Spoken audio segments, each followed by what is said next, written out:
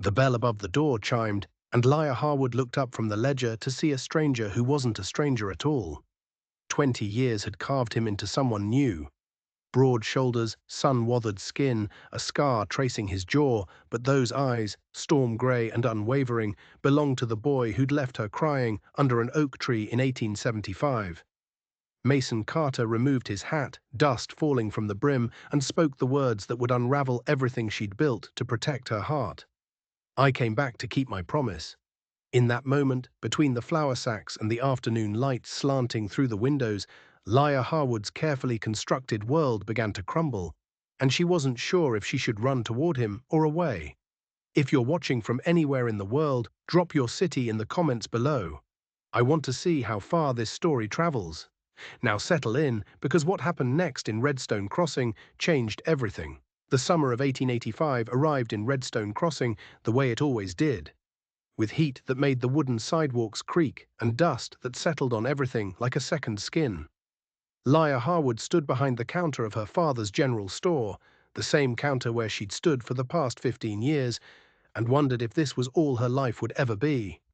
The store smelled of coffee beans, leather, and the faint sweetness of peppermint sticks in their glass jar. Sunlight streamed through the front windows, illuminating dust mows that danced in the still air. Outside, Redstone Crossing moved at its usual unhurried pace. A wagon rattled past. Mrs. Henderson called to her daughter. Someone laughed outside the Silver Spur saloon. Liar was 30 years old, unmarried, and according to the town's standards, well past her prime. She'd heard the whispers, seen the pitying glances. Poor Liar Harwood, they'd say, wasting away in that store, waiting for a life that would never come. She'd learned to let the words roll off her like water. But sometimes, in the quiet moments between customers, they found their way in. "Layla dear, are you listening?" She blinked, realizing Mrs. Patterson had been speaking to her. The older woman stood on the other side of the counter, a basket of eggs in her arms and concern in her eyes. "I'm sorry, Mrs. Patterson. What were you saying?" "I was asking about the church social next week. You were planning to attend, aren't you? Sheriff Granger specifically asked if you'd be there." Mrs. Patterson's eyes twinkled with matchmaking intent. Liar forced a smile. Sheriff Elias Granger had been paying her attention for the past 6 months. Polite attention, the kind that suggested courtship without demanding it. He was a good man, steady and reliable, exactly the kind of man she should want. But whenever he looked at her with those hopeful eyes, all she felt was a vague sense of resignation. "I haven't decided yet," Liar said, wrapping the eggs carefully in brown paper. "Father hasn't been feeling well lately. I might need to stay with him." It wasn't entirely a lie. Her father, Thomas Harwood, had indeed been more tired than usual, though he insisted it was just age catching up with him. At 65, he'd begun talking about selling the store, about taking things easier, about wanting to see Liar settled before he got too old to enjoy grandchildren. The thought made her chest tight. Mrs. Patterson clucked her tongue. "All the more reason for you to consider the sheriff's intentions. Seriously, dear, you can't spend your whole life taking care of your father. You deserve happiness too." After Mrs. Patterson left, Liar leaned against the counter and closed her eyes. Happiness. The word felt foreign, like something she'd read about in books, but never quite experienced herself. She'd been content, certainly. She loved her father, loved the rhythm of the store, loved the town in her own way, but happiness, real full-throated happiness, had been a stranger to her for a very long time. The bell above the door chimed again. Liar opened her eyes, expecting to see old Mr. Chen coming for his weekly tobacco. Or perhaps young Billy Thompson looking to spend his penny on candy. Instead, a man stood silhouetted in the doorway, hat in hand, backlit by the afternoon sun, so she couldn't make out his features. He was tall, taller than most men in Redstone Crossing, with broad shoulders that spoke of hard work and harder living. He stepped inside, and as the door swung shut behind him, the light shifted, and Liar's heart stopped. She knew that face. It was older now, weathered by time and sun, marked by a thin scar that ran from his left eyebrow to his jaw. His hair, once the color of wheat, had darkened to a deep bronze. But those eyes, storm-gray eyes that had once belonged to a boy, who'd made her laugh, who'd shared his lunch with her, who'd held her hand under an old oak tree. Those eyes hadn't changed at all. "Hello, Lala," he said, his voice deeper than she remembered, roughened by years and distance. The ledger slipped from her fingers and hit the counter with a thud. "Mason." The name came out as barely more than a whisper. For a moment she thought she might be imagining him, that the heat and her own loneliness had conjured this ghost from her past. But then he smiled, that same lopsided smile she remembered, and she knew he was real. "I came back to keep my promise," he said simply. The words hit her like a physical blow. 20 years. 20 years since that day under the oak tree. Since he'd sworn with all the seriousness a 10-year-old could muster that he'd come back for her. 20 years since she'd watched his family's wagon disappear down the dusty road. Since she'd cried until her mother had to carry her home. "You." She couldn't finish the sentence. Her hands were shaking. Mason took a step closer, and she could see the details now. The way his clothes were dusty from travel, the silver spurs on his boots, the gun belt sitting comfortable on his hips like it belonged there. He'd left as a boy from a struggling farming family. He'd returned to something else entirely. "I know it's been a long time," he said, his eyes searching her face. "I know I have no right to just walk back in here and expect why." The question burst out of her, sharp and sudden. "Why now? Why not 10 years ago or 5? Or," her voice cracked, "why did you wait so long?" He didn't flinch from her anger. If anything, he seemed to expect it. "Because I wanted to be able to keep the promise properly," he said. "I wanted to have something to offer you, and that took time." Before Laya could respond, her father emerged from the back room, wiping his hands on his apron. Thomas Harwood had been a robust man once, but age had stooped his shoulders and thinned his frame. Still, his eyes were sharp as he took in the stranger standing in his store. "Can I help you, sir?" Thomas asked, his voice polite but cautious. Mason turned to face him. "Mr. Harwood, I don't know if you remember me. I'm Mason Carter. My family lived here until 1875. "Mason Carter." Thomas's eyes widened. He moved closer, studying Mason's face. "Good Lord, John and Sarah's boy, the one who was always following Laya around like a puppy."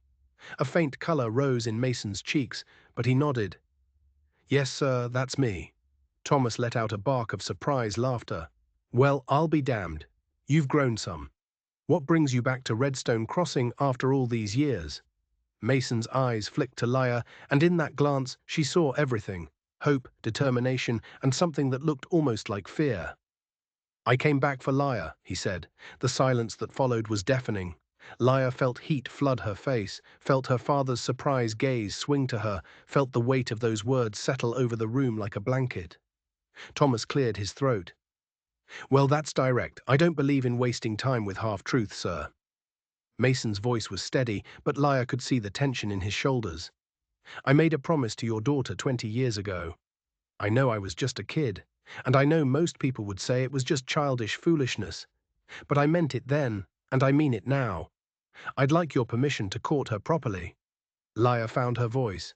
"You can't just walk back in here after 20 years and just—" She gestured helplessly, unable to find words for the chaos of emotion swirling inside her. "I know," Mason said, turning to face her fully. "I know I'm asking a lot. I know you've built a life here without me. But Laya, I never forgot you. Not for a single day." "That's a pretty story," she said, and her voice came out harder than she intended. "But stories are easy when you're far away. You don't know anything about my life. You don't know who I am now. Then let me learn." He took another step toward her. "That's all I'm asking. A chance." Thomas looked between them, his expression thoughtful. "Why don't we all calm down for a moment? Mason, you must be tired from traveling. Why don't you tell us where you've been, what you've been doing all these years?" Mason nodded gratefully. "I'd be happy to, sir." They moved to the back of the store, where Thomas kept a small sitting area for breaks. Laya made coffee with shaking hands, while Mason and her father settled into chairs. The familiar ritual helped steady her, but she could feel Mason's eyes on her the entire time. When she finally sat down, coffee cups distributed, Mason began to speak. "After we left Redstone Crossing, my family went to California," he said. "P thought he could find work in the gold fields, but that didn't pan out. We struggled for a few years. Ma got sick the winter I turned 14. She died that spring. I'm sorry, Ella said softly, remembering Sarah Carter's kind smile. Mason nodded. Pook it hard, started drinking, lost what little we had. I lived out on my own when I was 16, worked on ranches, learned everything I could about horses and cattle. Worked as a ranch hand, then a foreman, saved every penny I could. You became a cowboy, Thomas observed. Yes, sir. A good one too, if I can say so without bragging. I learned from the best men who'd been working cattle their whole lives. I learned to read the land, to understand what makes a ranch profitable. And I learned that if I wanted to build something real, I needed more than just wages. He took a sip of his coffee, his eyes distant with memory. 5 years ago, I went in with 2 other men on a ranch in New Mexico territory. We started small, bought cheap land that nobody else wanted because it didn't have water. But I'd noticed something the previous owner hadn't. There was an underground spring.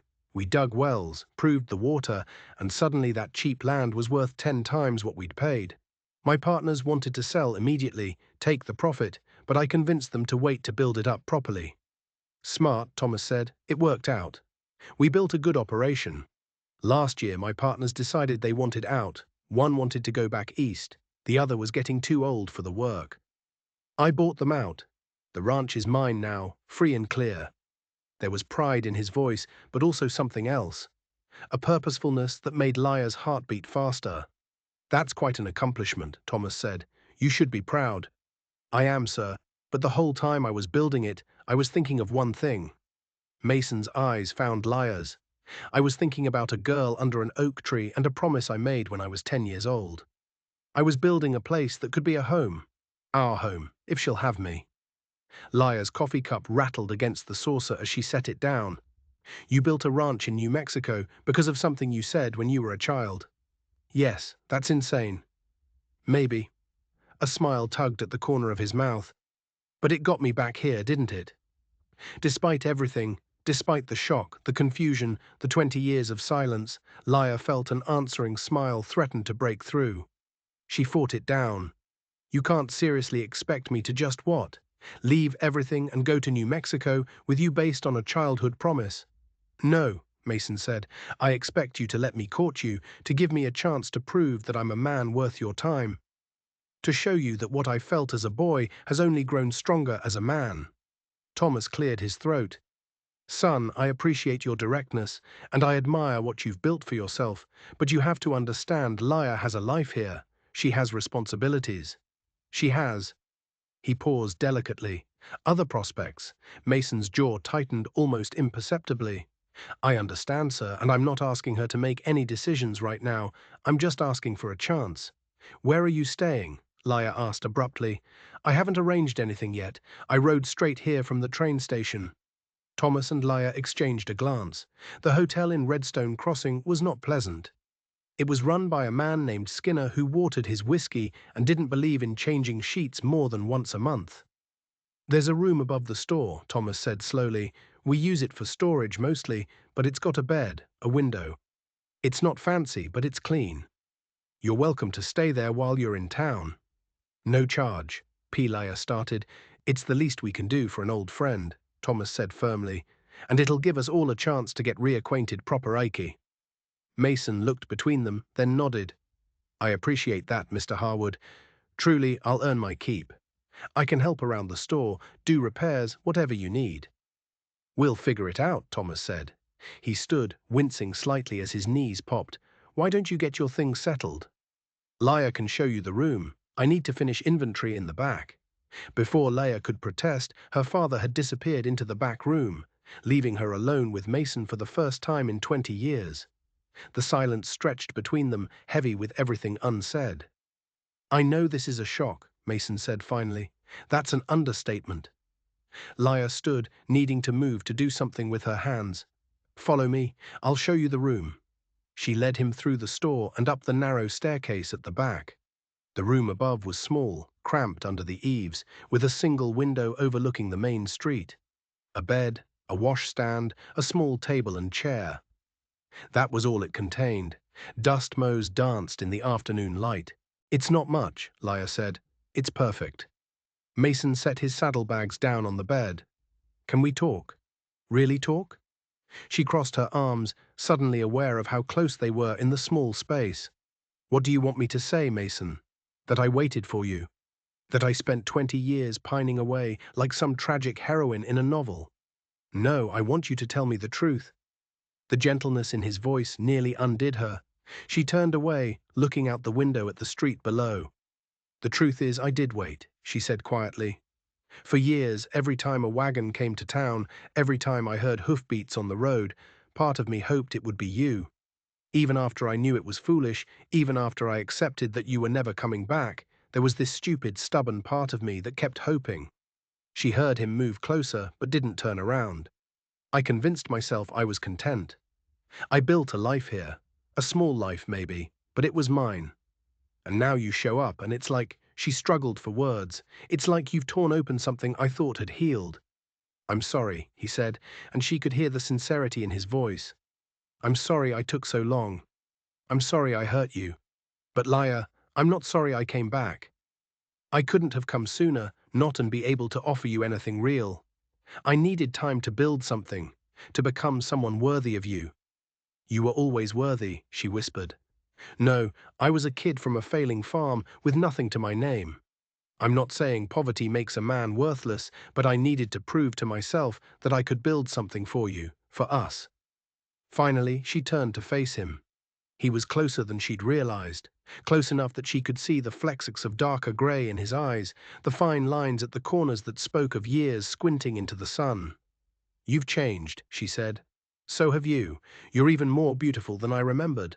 Heat flooded her cheeks. Don't, it's the truth. But it's not just that. There's a strength in you now that wasn't there when we were kids. A confidence. It suits you. 20 years of running a store will do that to a person. It's more than that. He reached out slowly, giving her time to pull away, and tucked a strand of hair behind her ear. His fingers were calloused, warm. You've lived a whole life without me. I don't expect you to just set that aside, but I hope you'll let me be part of whatever comes next. His touch sent shivers through her. This was Mason. Mason who'd shared his lunch with her when she forgot hers. Mason who'd helped her climb trees. Mason who'd kissed her cheek under the oak tree and promised to come back. But he was also a stranger, this tall man with scars and secrets and a ranch in New Mexico. I don't know if I can do this, she said honestly. I don't know if I'm brave enough. You're the bravest person I've ever known, he said. You just don't see it yet. Before she could respond, the bell downstairs chimed and her father's voice called up, Lila, we've got customers. The spell broke. Lila stepped back, putting distance between them, trying to steady her breathing. I should go, she said. Ella. He caught her hand as she turned. Will you at least think about it, about giving me a chance? She looked down at their joined hands, his large and weathered, hers smaller and marked with ink stains from the ledger. It felt natural, their fingers intertwined. It felt right. I'll think about it, she said. It wasn't a yes, but it wasn't a no either. That evening after the store closed and dinner was finished, Lila sat on the porch while her father smoked his pipe. Mason had gone out, saying he wanted to walk around town, see what had changed. You're quiet, Thomas observed.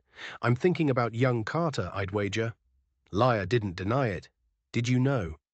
All those years ago, did you know how I felt about him? Thomas chuckled.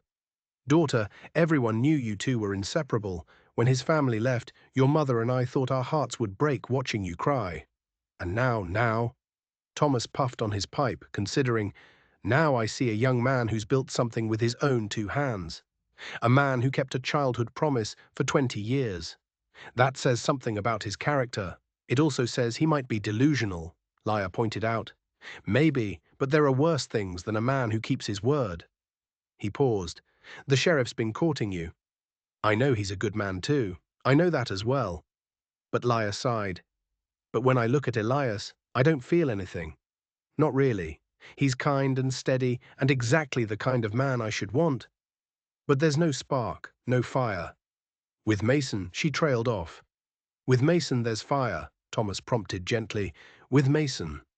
I felt more in 5 minutes than I've felt in 5 years with Elias. Thomas nodded slowly. That's answer. Enough, I think.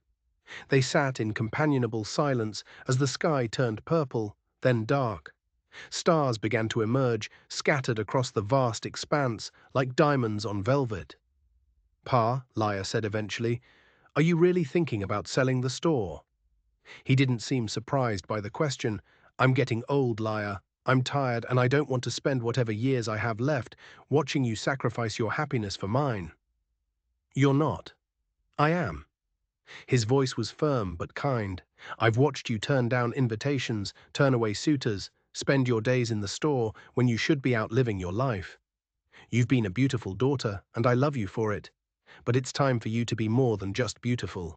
Tears pricked Laya's eyes. I don't know what to do.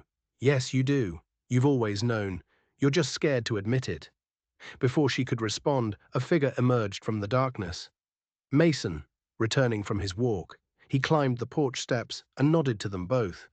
Evening, he said. Evening, son, Thomas replied. Town treating you well? It's changed some, grown, but the bones are the same. Mason's eyes found Laya's in the darkness. I saw the oak tree. It's still there. Yayla's breath caught. The oak tree, their tree. I used to go there sometimes, she admitted, when I needed to think. Want to go there now? Mason asked. With me? It was a simple invitation, but it felt like so much more.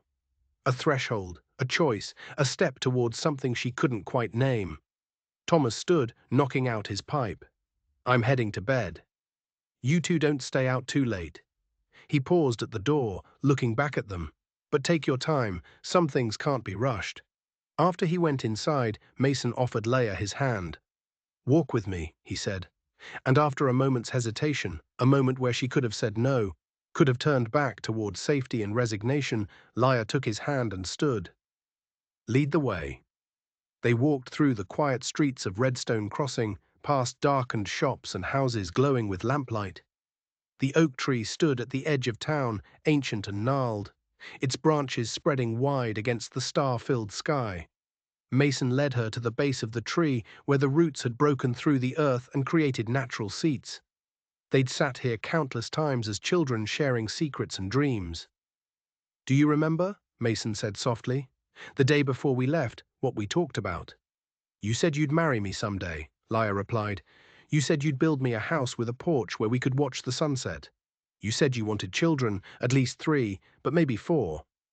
I wanted a garden, roses specifically, pink ones. You remember that? He turned to face her, his expression serious in the moonlight. La, I remember everything, every word you ever said to me, every laugh, every tear. I carried those memories with me for 20 years. They kept me going when things got hard. They reminded me what I was working toward. How, she asked, her voice breaking, how could you hold on to that for so long? How could you be sure? Because some things you just know. I knew when I was 10 years old that you were the one, and nothing in the last 20 years has changed that. Leia closed her eyes, feeling tears slip down her cheeks. I'm scared, Mason. I'm scared of believing in this, of letting myself hope, only to have me disappoint you. He moved closer, cupping her face gently with both hands. I can't promise I won't mess up. I can't promise everything will be perfect. But I can promise I'll never leave you again. I can promise that every day I'll wake up grateful that you gave me a chance. And I can promise that I will love you until my last breath. How can you say that? You don't even know me anymore. Then let me know you, the woman you've become. Let me learn what makes you laugh now, what keeps you up at night, what dreams you still carry in your heart, and let me show you who I've become. Give us a chance to see if what we had as children can grow into something even better. She opened her eyes and found him watching her with an intensity that made her breath catch. This close, she could see every detail of his face.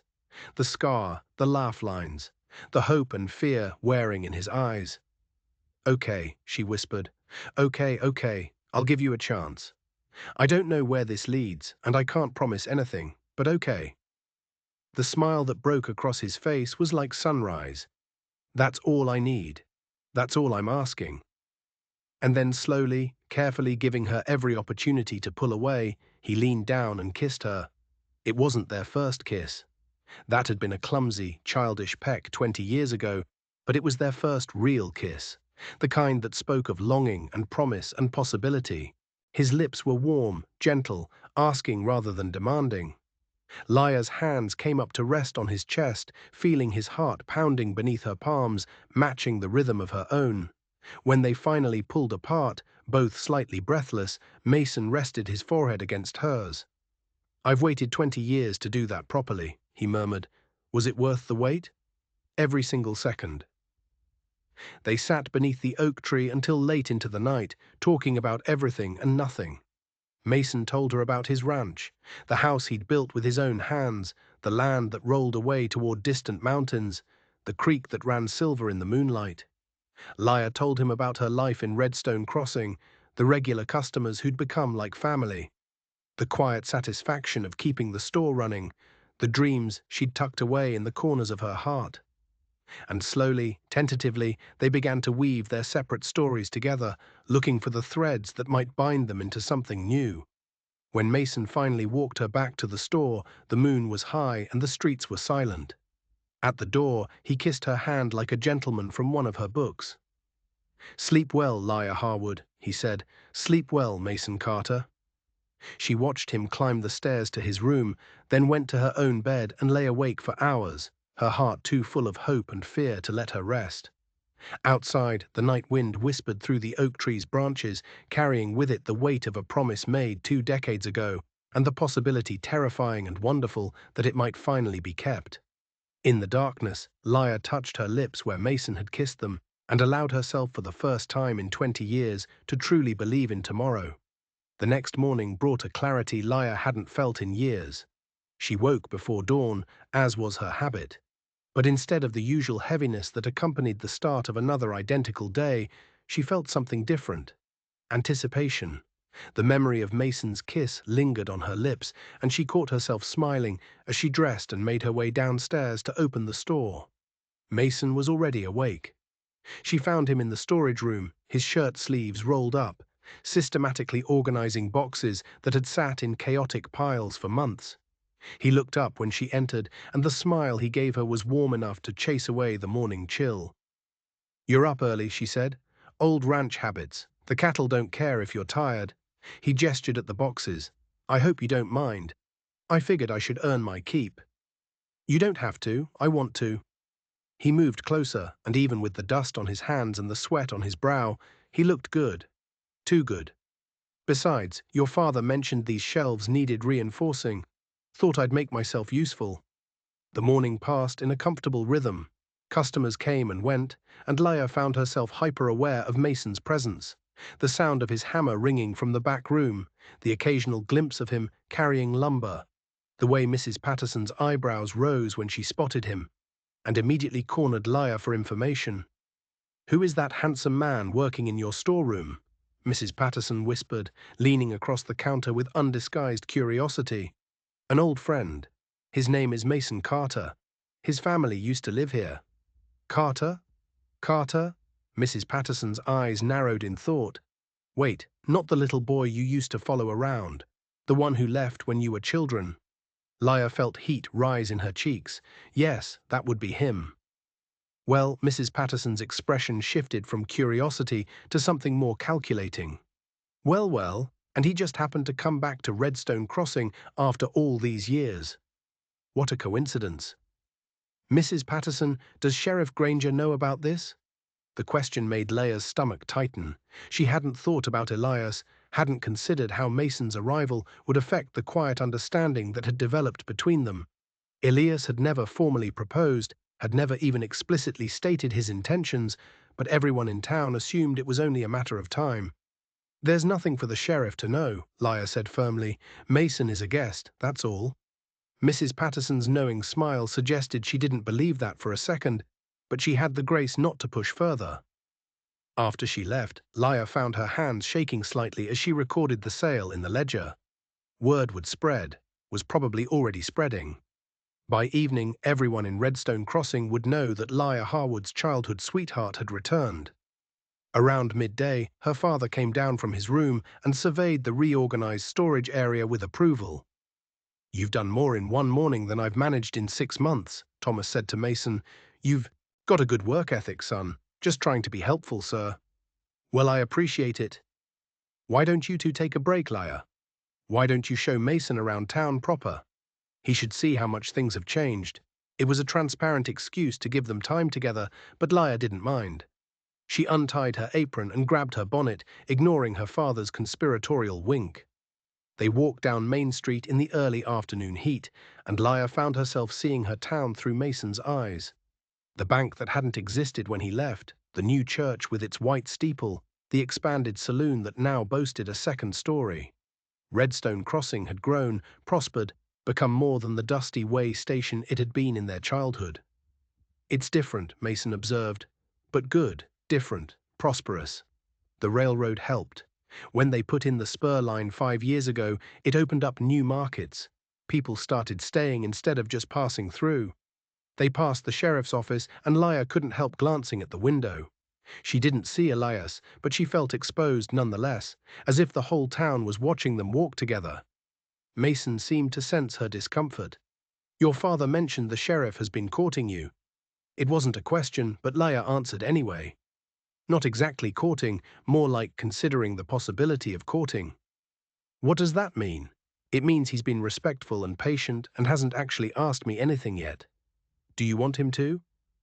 The question was careful, neutral, but Liar could hear the tension underneath. "I don't know," she admitted. "He's a good man. Everyone says we'd make a good match. But when I'm with him, I don't feel the way I felt last night under the oak tree." Mason stopped walking, turned to face her fully. People moved around them on the sidewalk, and Liar was aware of curious glances, but Mason didn't seem to notice anyone else. "And how did you feel last night?" he asked softly, like I was finally waking up after a very long sleep. The intensity in his eyes made her breath catch. For a moment, she thought he might kiss her right there on Main Street in front of God and everyone. But then a voice called out, breaking the spell. "Liar, Miss Harwood." They turned to see Billy Thompson running toward them, his face flushed with excitement. The boy was 12, all gangly limbs and enthusiasm, and he helped his father at the livery stable. "Billy, what is it?" "P sent me to find you. There's a telegram for you at the post office." Mr. Jenkins said it seemed important. "A telegram?"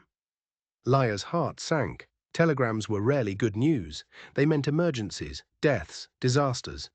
She exchanged a worried glance with Mason. "Thank you, Billy. We'll head there now." The post office was housed in a corner of the general store run by Harold Jenkins, a fastidious man who treated every letter and telegram as if it contained state secrets. He looked up when they entered, his expression grave. "Ah, Miss Harwood, I was about to send Billy to find you. This came from Santa Fe." He handed her the telegram, his eyes flickering with curiosity to Mason in back. Liar's hands trembled slightly as she unfolded the paper. She read it once, then again, her confusion growing. "What is it?" Mason asked. "It's from someone named Margaret Castigliano. She says," Liar looked up at him bewildered, "she says she's writing to thank you for your kindness to her late husband and to wish us happiness in our life together." Mason's jaw tightened almost imperceptibly. "May I see it?" She handed him the telegram, watching his face as he read. Something flickered in his expression. Resignation, perhaps, or frustration. "You know her," Liar said. "Yes, who is she?" Mason looked around the post office, aware of Harold Jenkins practically vibrating with curiosity. "Can we talk about this somewhere private?" They walked back to the store in silence. The comfortable ease of the morning had evaporated, replaced by a tension that made Liar's chest tight. Once they were in the storage room, away from customers and curious eyes, Mason turned to face her. "Margaret Castellano is a widow in Santa Fe," he said. "Her husband, Roberto, died about 1.5 years ago. He was a good man, owned a small ranch adjacent to mine. When he got sick, I helped out where I could. After he died, Margaret was left with debts and a property she couldn't manage alone." And Liar prompted when he paused, "And I helped her settle the estate. I bought some of her land that connected to mine and that I needed for water access. I paid her a fair price, more than fair actually. It allowed her to pay off Roberto's debts and move to Santa Fe to be with her sister. That sounds perfectly reasonable. Why do you look so worried? Mason ran a hand through his hair. Because there were rumors. After I bought the land, some people in Santa Fe started talking. They said I'd taken advantage of a grieving widow, that I cheated her somehow. It wasn't true, but rumors don't need truth to spread. Liar's stomach nodded. What kind of rumors? That I'd courted her, maybe even that we'd been involved before Roberto died. That I'd manipulated her into selling cheap. None of it was true. Margaret will tell you that herself, which is obviously why she sent the telegram, but people talked anyway. Yes. They stood in silence for a moment. Liar wanted to believe him. Everything in her wanted to believe him, but doubt, once planted, was a pernicious thing. You said you paid a fair price, she said carefully. How fair? More than the land was worth, actually. Roberto had let things run down before he got sick. The land needed work, but Margaret needed the money, and I needed the water access. It was a business deal that benefited both of us. And there was nothing between you, nothing romantic, nothing. Margaret loved her husband. She was grieving. I was trying to help a neighbor and expand my ranch. That's all. Liar wanted to ask more questions, wanted to press for details that might ease the worry forming in her gut. But before she could speak, the bell above the front door chimed, and a familiar voice called out, "Lila, you here?" "Sheriff Elias Granger." Of course. Liar exchanged a quick glance with Mason, then stepped out of the storage room. Elias stood in the center of the store, his hat in his hands, his expression friendly but curious. He was a handsome man in his early 30s, with dark hair and steady brown eyes. He wore his authority comfortably, like a well-broken-in pair of boots. "Elias, what brings you by?" "Just making rounds. Thought I'd check in, see how you and your father are doing." His eyes moved past her to where Mason had emerged from the back room. "And meet your new guest. Word travels fast in a small town." There was no hostility in his voice, but there was a weariness that made Liar's skin prickle. "Elias, this is Mason Carter. Mason, Sheriff Elias Granger." The two men sized each other up as they shook hands. Mason was taller, broader through the shoulders, but Elias had the compact strength of a man who handled his share of trouble. The handshake lasted a beat too long. A silent test of wills. "Carter," Elias said, "I heard you grew up here. Long time ago. You're not from Redstone Crossing originally, are you?" "I don't remember your family. Came here about 8 years ago.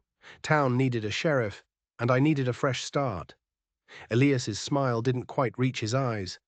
"What brings you back after all this time?" "Unfinished business." "That's so. What kind of business?" The tension in the room ratcheted up a notch. Liar stepped between them, forcing a clear's throat brightness into her voice that she didn't feel. "Mason's family used to own a farm just outside town. He's visiting, that's all." "Visiting," Elias repeated, his eyes never leaving Mason. "For how long?" "As long as it takes," Mason said evenly. "Takes." "For what?" Before Mason could answer, Thomas appeared at the top of the stairs, reading the tension in the room with the skill of someone who'd lived through his share of conflicts. "Sheriff Granger, good to see you. I've been meaning to talk to you about the church social next week. Will you be attending?" Elias turned his attention to Thomas, and Liar felt some of the tension drain from the room. "Planning on it, Mr. Harwood? Assuming no trouble keeps me away." "Good, good. I know Liar's looking forward to it. Aren't you, daughter?" Liar wanted to kick her father for his transparent manipulation, but she forced a smile. "Of course." Elias's expression softened when he looked at her. "I was hoping you might save me a dance, Miss Harwood." Yes, of course." "Good." He settled his hat back on his head, nodded to Thomas and Mason. "Well, I should get back to my rounds. Carter, I'm sure I'll be seeing you around town." Clear's throat. "I'm sure you will, Sheriff." After Elias left, an uncomfortable silence settled over the store. Thomas cleared his throat. "Well, that was about as subtle as a bull in a china shop." "Pa, you didn't help," Liar said. "I was trying to defuse the situation. You had two roosters squaring off in my store." Mason spoke up, his voice tight. "I should apologize. I shouldn't have." "You shouldn't have what?" Ella interrupted. Stood your ground. Elias doesn't own me. He has no claim on me. He thinks he does, Mason observed. Then he's mistaken. Thomas looked between them inside. Look, I'm not going to pretend this isn't complicated. Elias is a good man, and he's been patient with his intentions toward Lyra. The whole town knows it. Now you show up, Mason, and whether you mean to or not, you're stepping on his toes. I don't mean any disrespect to the sheriff, Mason said, but I came here for Lyra. I'm not going to apologize for that. I'm not asking you to apologize. I'm asking you to be smart about it. Elias Granger is a proud man, and he's got the law on his side. You don't want him as an enemy. Is that a threat? It's reality, son. In a town this size, the sheriff has a lot of influence. I'm just saying, tread carefully. The conversation was interrupted by customers, and the rest of the afternoon passed in a blur of mundane transactions and forced normally. But Lyra couldn't shake the feeling that something had shifted, that Mason's arrival had set in motion events she couldn't control. That evening, after the store closed, Lyra found Mason on the back porch, staring out at the darkening sky. She sat beside him, and for a long moment neither spoke. I'm causing problems for you, Mason said finally. You're causing complications. That's different. Is it? Mason, look at me. She waited until he turned to face her. I'm not going to pretend this is simple. It's not. But that doesn't mean I want you to leave. Even with the rumors about Margaret, even with the sheriff watching my every move. Tell me the truth about Margaret Castellano. All of it. So he did. He told her about Roberto's illness, about sitting with him in those final days when Margaret was too exhausted to keep vigil alone. He told her about the fair price he'd paid, about the lawyer he'd insisted Margaret hired to review all the documents, about the references he'd provided to help her secure her new home in Santa Fe. I didn't court her, he said firmly. I didn't take advantage of her. I helped a neighbor, and I made a business deal that was fair to both parties. But I can't control what people choose to believe. Lyra studied his face in the fading light, looking for any sign of deception. All she saw was honesty and a bone-deep weariness, as if he'd been carrying the weight of those rumors for too long. I believe you, she said, just like that. Not just like that. I'm choosing to believe you because everything I've seen since you arrived tells me you're a man of your word. But Mason, you need to understand something. Elias won't give up easily, and people in this town trust him. If he starts asking questions about your past, if those rumors make it to Redstone Crossing, you're worried about your reputation. I'm worried about the truth getting lost in gossip. I'm worried about my father's business. And yes, I'm worried about my reputation. Is that so wrong? No. He took her hand, his thumb tracing circles on her palm. No, it's not wrong. It's smart. And it's one more thing I should have considered before I rode back into town and turned your life upside down. Stop that. Stop what? Stop acting like you're some kind of burden I have to bear. You came back because you kept a promise. That's not something to apologize for, even if keeping that promise makes your life harder. Even then, she leaned her head against his shoulder, feeling the solid warmth of him. Besides, life was already hard, just in a quieter, sadder way. They sat together as night fell, watching stars emerge one by one across the vast sky. Inside, Lyra could hear her father moving around, preparing for bed. Somewhere down the street, someone laughed. The night sounds of Redstone Crossing settled around them like a familiar blanket. Tell me about your ranch, Lyra said suddenly. Really? Tell me. What's it like? Mason's voice took on a different quality. Warmer and more animated. It's about 2,000 acres, nestled in a valley with mountains on 3 sides. The house sits on a rise so you can see for miles. There's a creek that runs year-round, fed by snowmelt from the mountains. The water's so clear you can see straight to the bottom. What does the house look like? It's not fancy. 2 stories built from local pine, wide porch that wraps around 3 sides. I built it that way so you could watch the sunrise from the east and the sunset from the west. 4 bedrooms upstairs. Big kitchen with a cast-iron stove. Sitting room with a stone fireplace that can heat the whole lower floor in winter. You built all that yourself? Most of it. Had help with the framing and the roof, but I did the finish work. Wanted it to be right. He paused. There's space for a garden on the south side of the house. Gets sun most of the day. I thought maybe roses could grow there. Yayla's throat tightened. Pink ones. If that's what you want, Mason, I know I'm getting ahead of myself. I know you haven't made any decisions, but Laya, when I was building that house, I was thinking of you. Every board I placed, every nail I drove, I was imagining you there, cooking in that kitchen, sitting on that porch, making it into a home. That's a lot of pressure to put on someone. I don't mean it as pressure. I mean it as hope, I guess, as proof that I never stopped thinking about you. They fell silent again, but it was a comfortable silence now, full of possibility and unspoken dreams. Laya let herself imagine it. The house on a hill, the mountains in the distance, a life so different from the one she'd resigned herself to. What about neighbors? She asked. Are you isolated out there? Closest neighbor is about 5 miles east. Nice family, the Johnsons. They've got 3 kids who'd probably love a school nearby if you were interested in teaching. You know, I've never actually taught, right? I just help Mrs. Williams sometimes at the schoolhouse here. You're good with children. I've watched you with the kids who come into the store. You're patient, kind. You'd be a natural. You've been watching me every chance I get. The honesty in his voice made her smile. What about town, shopping, church, socializing? There's a town called Silver Creek about 10 miles south. It's small, maybe 200 people, but it's growing. They've got a general store, a church, a saloon. Every few months, they have a dance. It's not Redstone Crossing, but it's not the middle of nowhere either. Laya tried to picture it. This life he was describing. It was both thrilling and terrifying. She'd spent 30 years in Redstone Crossing, knew every family, every street, every quirk of the place. Leaving would mean starting over, becoming a stranger in a strange land. But it would also mean freedom, adventure, love. I can see you thinking, Mason said, what's going through that head of yours? I'm trying to figure out if I'm brave enough to want this, to want you, and I don't know yet. Ask me again in a few days. He kissed the top of her head, a gesture so tender it made her ache. Take all the time you need. I've waited 20 years. I can wait a little longer.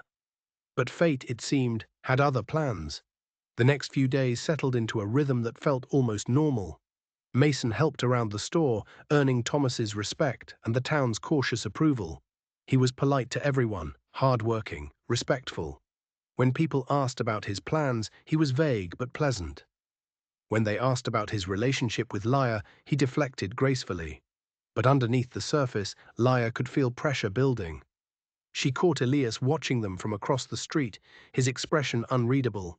She heard the whispers that started when she and Mason walked together. She saw the knowing looks from women like Mrs. Patterson, who thought they understood exactly what was happening. On Thursday, 3 days after Mason's arrival, Laya was pricing new inventory when Harold Jenkins rushed into the store, his face flushed with excitement and something that looked like malicious glee. LLA, is Mason Carter here? He's out back with my father. Why? There's another telegram from Santa Fe. And Miss Harwood, you need to see this. Dread pulled in Laya's stomach as Harold handed her the telegram. This one wasn't from Margaret Castellano. It was from someone named James Whitmore, and it was addressed to Sheriff Granger. She shouldn't read it. It was addressed to Elias, not her.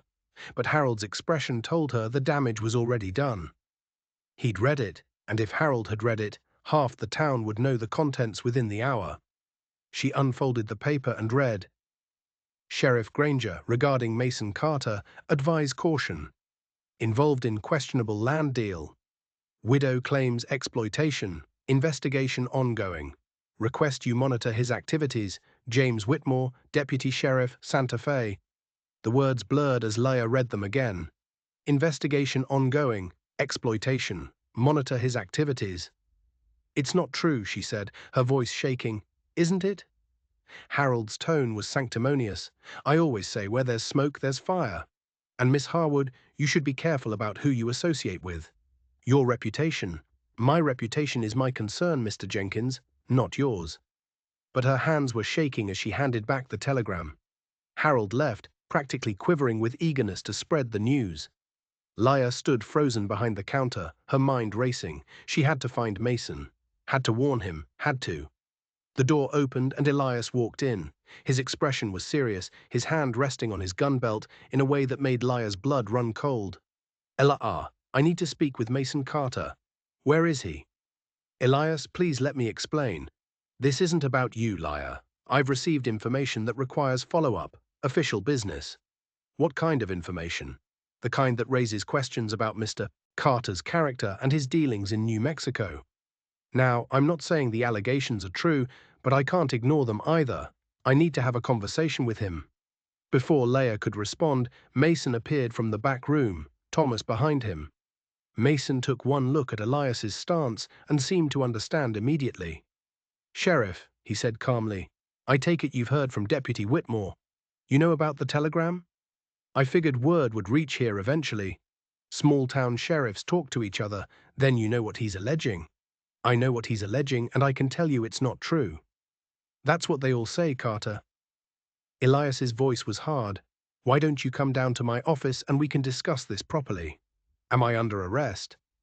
"Not yet, but I will be asking you some hard questions, and I'd prefer to do it somewhere official."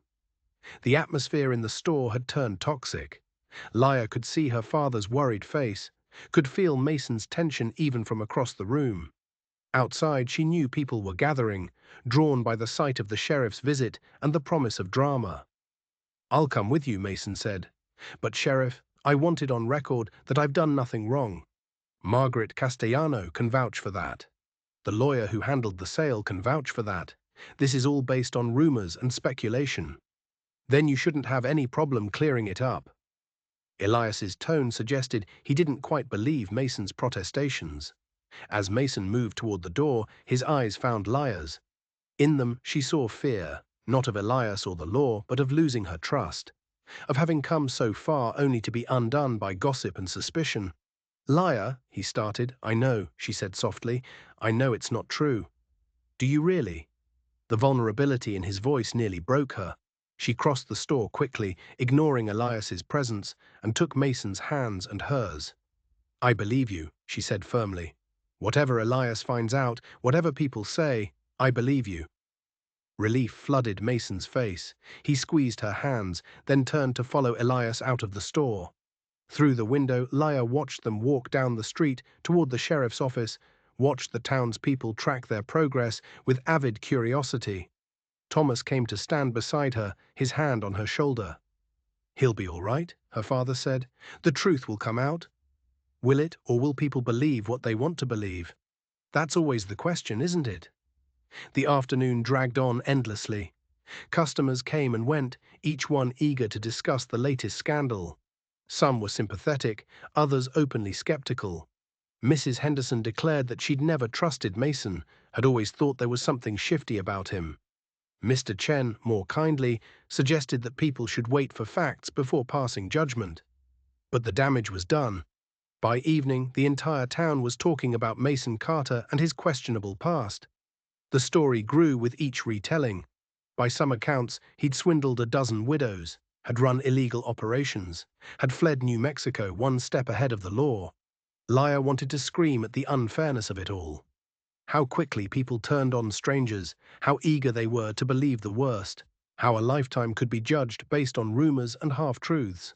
When the store finally closed, she couldn't stand the waiting anymore. She told her father she was going to check on Mason, ignoring his concerns about propriety. Let people talk. They were already talking anyway. The sheriff's office was lit from within. Through the window she could see Elias and Mason sitting across from each other, papers spread on the desk between them. The conversation looked tense, but civil. As she watched, Elias stood and gestured toward the door. Not the cell in the back, but the front door. Liar quickly moved away from the window, not wanting to be caught spying. A moment later, both men emerged. Mason looked exhausted, but not defeated. Elias looked thoughtful, less hostile than he'd been earlier. "Miss Harwood," Elias said, not seeming surprised to find her there. "I should have known you'd be waiting. Is he free to go?" "He was never under arrest. We were just talking." Elias turned to Mason. "I'll be sending some telegrams tomorrow, following up on what you've told me." "If your story checks out, it will," Mason said firmly. If it does, then you'll have my apology for the inconvenience. But Carter, understand this. I take the safety of this town seriously. If I find out you've lied to me, there will be consequences. I understand, Sheriff, and I respect that. You're just doing your job. Elias nodded. Then his eyes moved to Liar. For a moment, something like pain flickered across his face. La, I hope you know I'm not doing this to cause you trouble, but I had to follow up on that telegram. It's my duty. I know, Elias. I'm not angry with you, aren't you? No, you're being a good sheriff. I just wish people would wait for facts before forming opinions. That's not how small towns work, and you know it. He settled his hat on his head. I'll bid you both good evening. After he left, Liar and Mason stood in the street, the night closing around them. From the saloon, piano music drifted on the warm air. Somewhere a dog barked, the ordinary sounds of Redstone Crossing at night, but everything felt different now. Come on, Liar said, taking Mason's hand. Let's get you back to the store. They walked in silence, both too drained for conversation. But as they passed the oak tree, Mason stopped. I need to tell you something, he said. Yayla's heart sank. Here it comes, she thought, the other shoe dropping. The truth that would undo everything. What is it? Elias showed me that telegram from Deputy Whitmore, the one calling me questionable. Liar, Whitmore has a personal grudge against me. 2 years ago, I caught him cheating at cards in Santa Fe, called him out on it publicly. He's been looking for ways to get back at me ever since. Why didn't you tell me that earlier? Because it sounds like an excuse, like something a guilty man would say. He ran a hand through his hair. Margaret's sister is married to Whitmore's cousin. That's how he knew about the land sale. He's been twisting the facts, making it sound worse than it was, trying to cause trouble for me. Can you prove that? I think so. I gave Elias the names of people in Santa Fe who can vouch for me, the lawyer, Margaret herself, the local judge who oversaw the estate.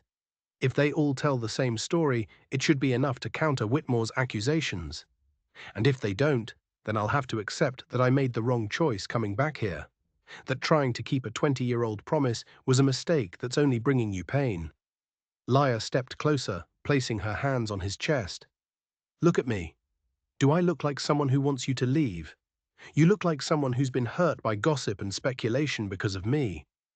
I look like someone who's fighting for something real, something worth having. And yes, it's messy and complicated and scary. But Mason, I spent the last 20 years in a comfortable cage. I'm not going back to that. Not for anyone. He pulled her into his arms, holding her so tight she could barely breathe. I don't deserve you. Probably not, but you're stuck with me anyway. They held each other under the oak tree, and Liar felt something shift inside her. The fear was still there, the uncertainty, the worry about what people would think. But stronger than all of that was a fierce determination. She'd chosen this, chosen him, and she wasn't going to let small-town gossip destroy something that felt more right than anything she'd experienced in years. We'll get through this, she said into his shoulder, together. Together, he echoed, and standing there in the darkness, with the weight of the town's judgment pressing down on them and an uncertain future stretching ahead, Liar Harwood made her choice. Whatever came next, scandal, vindication, heartbreak, or happiness, she would face it with Mason Carter by her side. The promise made under this tree 20 years ago was finally truly being kept. The next 3 days crawled by with agonizing slowness. Elias sent his telegrams, and the whole town seemed to hold its breath, waiting for responses. Mason continued working at the store, his presence a quiet defiance of the whispers that followed him everywhere. Some customers stopped coming altogether.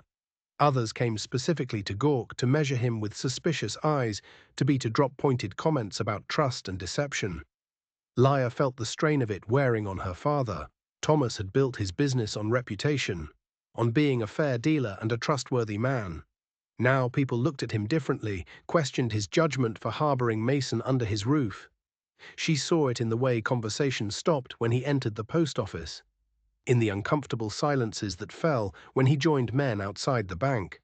Maybe I should leave, Mason said one evening after a particularly difficult day where 3 regular customers had walked out without buying anything when they saw him.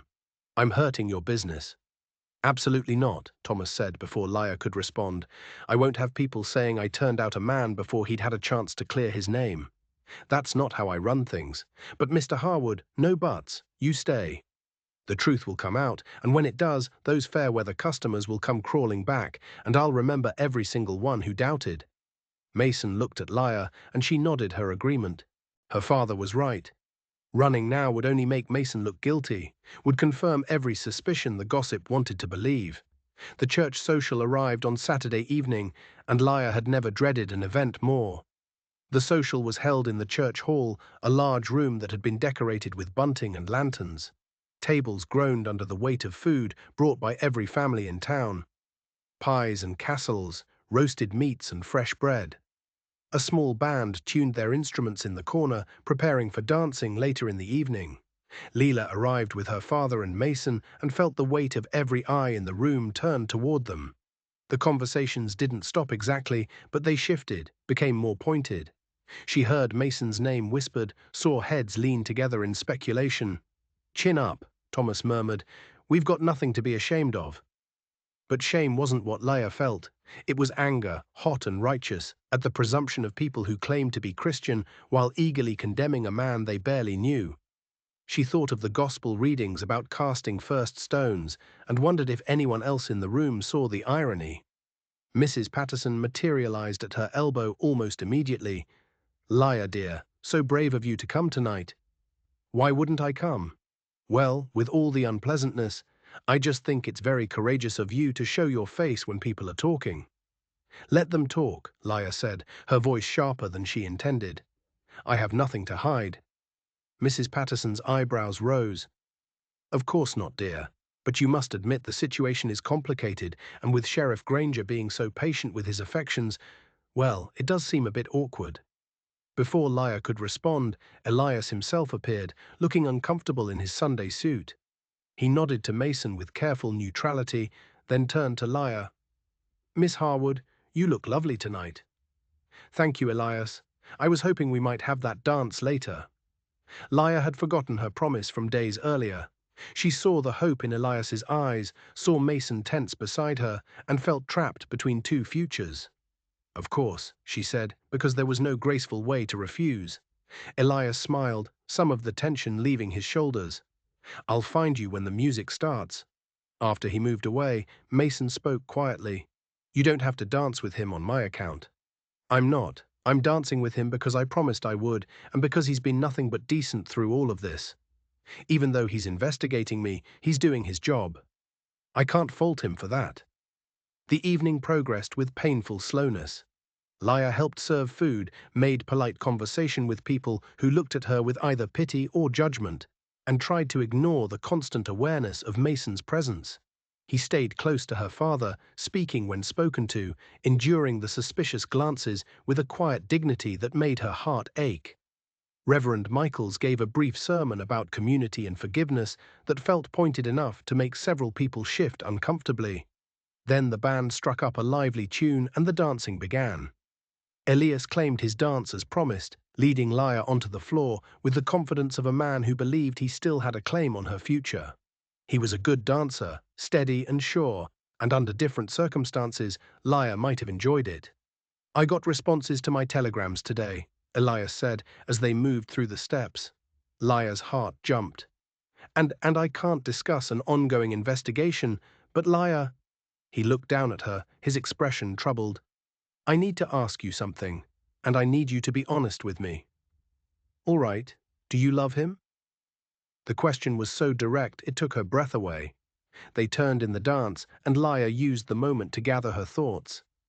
I don't know, she said finally. I love the boy he was. I'm learning to know the man he's become, but yes, I think I could love him. Maybe I already do.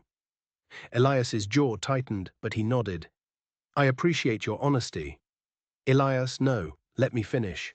I've been courting you or trying to for months now. I thought we had an understanding.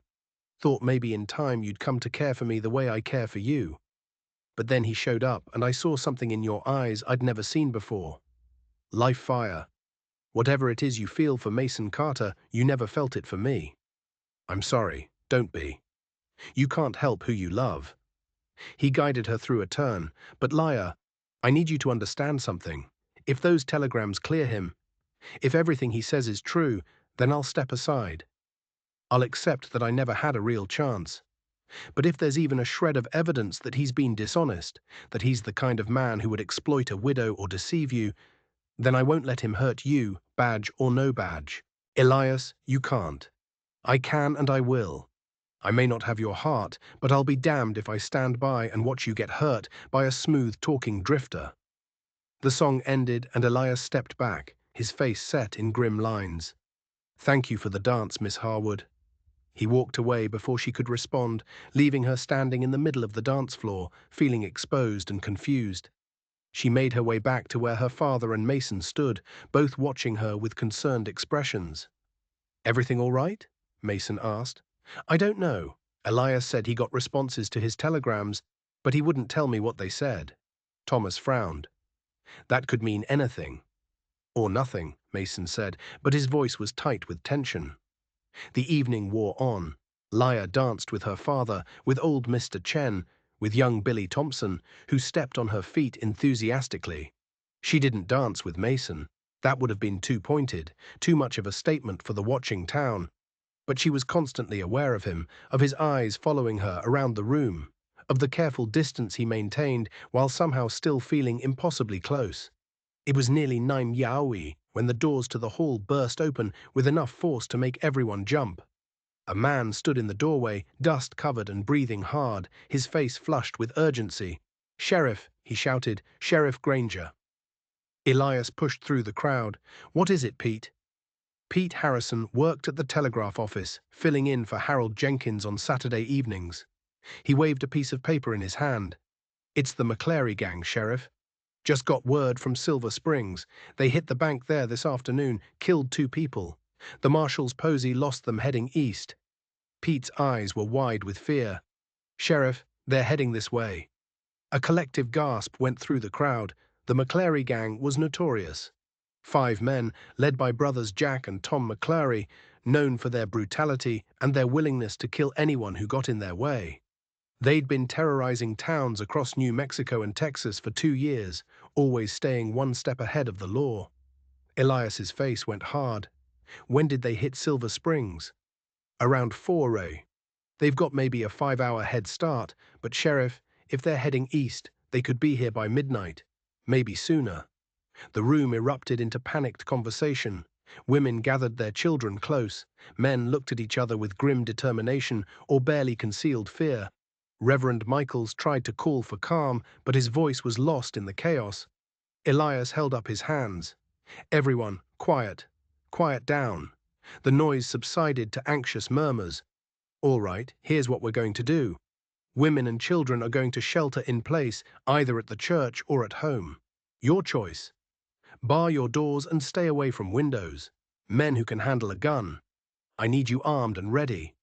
We'll set up positions around town, particularly around the bank and the general store. What about running? Someone called out. We could load up wagons, head west, and run right into them if they're coming from the south. Elias shook his head. No, we're better off defending what's ours. The McClary gang thrives on fear and surprise. We give them neither. Thomas stepped forward. Sheriff's right. Running in the dark with women and children is suicide. We make our stand here. Elias looked at him gratefully. Then his eyes found Mason. For a long moment, the 2 men stared at each other. Then Elias spoke. Carter, can you shoot? Yes. How well? Well enough. I could use every gun I can get. You willing to help defend this town, even though half the people in it think you're a scoundrel? Mason didn't hesitate. Yes. Then get yourself armed and meet me at my office in 15 minutes. We need to organize our defense. The social dissolved into organized chaos. Women hurried to gather children and head for home. Men scattered to retrieve weapons. Leia found herself standing with her father and Mason, her heart pounding with fear. P, you can't. You're not going to. I'm too old to be any use in a gunfight, Thomas said. I'll help barricade the store and make sure the women and children are safe. But Leia, Mason needs to go. No. The word came out sharp and desperate. No, this isn't his fight. He doesn't owe this town anything. Mason took her shoulders gently. Liar looked at me.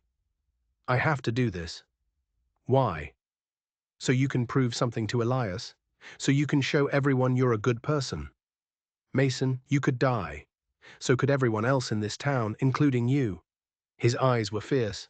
I'm not doing this for Elias or for my reputation. I'm doing this because it's right, because these people, even the ones who've judged me, don't deserve to be slaughtered by outlaws, and because I'll be damned if I let anything happen to you. Tears spilled down Liar's cheeks. I just got you back. I can't lose you now. You won't. He pulled her close, his lips against her hair. I promise you, Liar Harwood, I will come back. I didn't wait 20 years just to die in some street fight. I've got too much to live for. Thomas cleared his throat. Son, you need to go. And Liar, we need to get the store secured. Mason kissed her then, hard and desperate, a kiss that tasted of fear and determination and unspoken promises. Then he was pulling away, grabbing his gun belt from where he'd checked it earlier and striding toward the door. Mason, Ella called after him. He turned back. Come back to me, she said. That's an order. His smile was fierce. Yes, ma'am. Then he was gone, and Liar was left standing in the emptying hall with her father's hand on her shoulder and terror clawing at her throat. The next hour passed in a blur of activity. Thomas and Liar returned to the store, where they barricaded the windows and moved inventory to create barriers. Several other women and children joined them, seeking the relative safety of the store's solid walls. Mrs. Patterson arrived with her daughter and granddaughter. Mrs. Henderson came with her 3 young children. Even Mrs. Chen, who rarely left her home, appeared at the door asking for shelter. Liar moved through the preparations mechanically, her mind with Mason and the other men scattered around town. She thought about Elias organizing the defense, about her father's words that Mason was doing the right thing, about the kiss that might have been their last. He'll be all right, Mrs. Patterson said, appearing at Liar's elbow as she reinforced the front door. That young man of yours strikes me as a survivor. You called him questionable just days ago. Did I? Well, perhaps I was hasty, a man who stays to fight when he could easily ride away. That says something about his character. Unless he stays to prove himself, or unless he stays because he loves you. Mrs. Patterson's voice was surprisingly gentle. I've seen the way he looks at you, child. That's not a man trying to prove anything. That's a man willing to die to keep you safe. The words should have been comforting, but they only made Liar's fear sharper. She didn't want Mason dying for her. She wanted him alive, wanted the future they'd barely begun to build. Outside, the town had gone eerily quiet. The streets were empty, lanterns extinguished to avoid giving the gang targets. Men were positioned in strategic locations, on rooftops, behind water troughs, inside doorways. Elias had organized them well, creating overlapping fields of fire that would catch the gang in a crossfire if they rode down Main Street. Thomas came to stand beside Leia at one of the barricaded windows, peering out through a narrow gap. Can't see much, he said. That's probably good. Yila, about Mason. Pa, not now. Yes, now. Because if something happens tonight, I want you to know I approve of him. Of you two together. I should have said it sooner, but I got caught up in worrying about the store and what people would think. But watching him tonight, seeing him walk into danger for people who've shown him nothing but suspicion, that's the kind of man I want for my daughter. Liar's throat tightened. What if he doesn't come back? Then you'll grieve, and you'll eventually heal, and you'll remember that you had something real with him, even if it was brief. But Liar, I don't think it's going to come to that. That boy, that man didn't come back after 20 years just to die before he could keep his promise. They fell silent, waiting around them. The women tried to keep the children calm, telling stories and whispers, promising that everything would be all right. Liar wanted to believe them, wanted to believe that when dawn came, they'd all still be here, still be safe. Time crawled. 10 Gigag passed, then 11. The tension stretched taut as a wire. Liar found herself jumping at every small sound, a dog barking in the distance, the wind rattling a loose shutter, the creak of the building settling. It was nearly midnight when they heard it, the thunder of hoofbeats approaching from the south. They're coming, Thomas said, his voice tight. Lia's heart slammed against her ribs. She wanted to run out there, wanted to find Mason and drag him to safety. But she stayed where she was, her hands clenched into fists, her body rigid with fear. The hoof beats grew louder. Then, cutting through the night, a voice shouted, "Now!" Gunfire erupted, shattering the silence. The sound was deafening even from inside the store. Women screamed, children cried. Lia pressed against the barricade, trying to see what was happening, but the darkness and the smoke made it impossible to make out details. The battle seemed to last forever, and no time at all. There were shouts, more gunshots, the sound of horses screaming. Someone was yelling orders. Elias's voice strong and commanding, another voice rougher, cursed viciously. Then a horse broke away from the main group, galloping straight toward the store. Its rider was firing wildly, and bullets thudded into the wooden walls. One of the women screamed. Thomas pushed Lia down behind a barrel. "Stay down." But Lia couldn't stay down, couldn't hide while people were fighting and dying outside. She grabbed her father's hunting rifle from where it leaned against the wall, checked that it was loaded, and moved to the window. Ella, no. She ignored him, aimed at the rider bearing down on them, and fired. The recoil slammed into her shoulder, but she saw the rider jerk back, saw him slide from his saddle and hit the ground hard. His horse veered away, disappearing into the darkness. "Good shot," Thomas said, his voice filled with pride and fear. More gunfire, more shouting. Then, gradually, the sounds began to diminish. The gunham smoke started to clear, and in the terrible silence that followed, Lia heard Elias's voice calling out, "Hold your fire! Hold your fire! They're retreating!" Lia sagged against the wall, her whole body shaking. Around her, women were crying with relief, holding their children, thanking God. But Lia couldn't feel relief yet. Not until she knew Mason was safe. "I have to go out there," she said. "Lila, it's not safe. I don't care." She unbarred the door and stepped out into the street before her father could stop her. The scene that greeted her was like something from a nightmare. Bodies lay in the street, outlaws and townsmen both. Wounded men groaned. The acrid smell of gunsom smoke hung in the air, but the town still stood. The bank's doors were intact. The McClary gang had been turned back. Lia ran down the street, her eyes searching desperately for Mason among the standing figures. She saw Elias directing men to tend the wounded. She saw Mr. Chen kneeling beside someone on the ground. She saw Lia. She turned at the sound of her name and saw Mason stumbling toward her. His shirt was torn, his face was blackened with powder burns, and blood streaked his left arm. But he was walking. He was alive.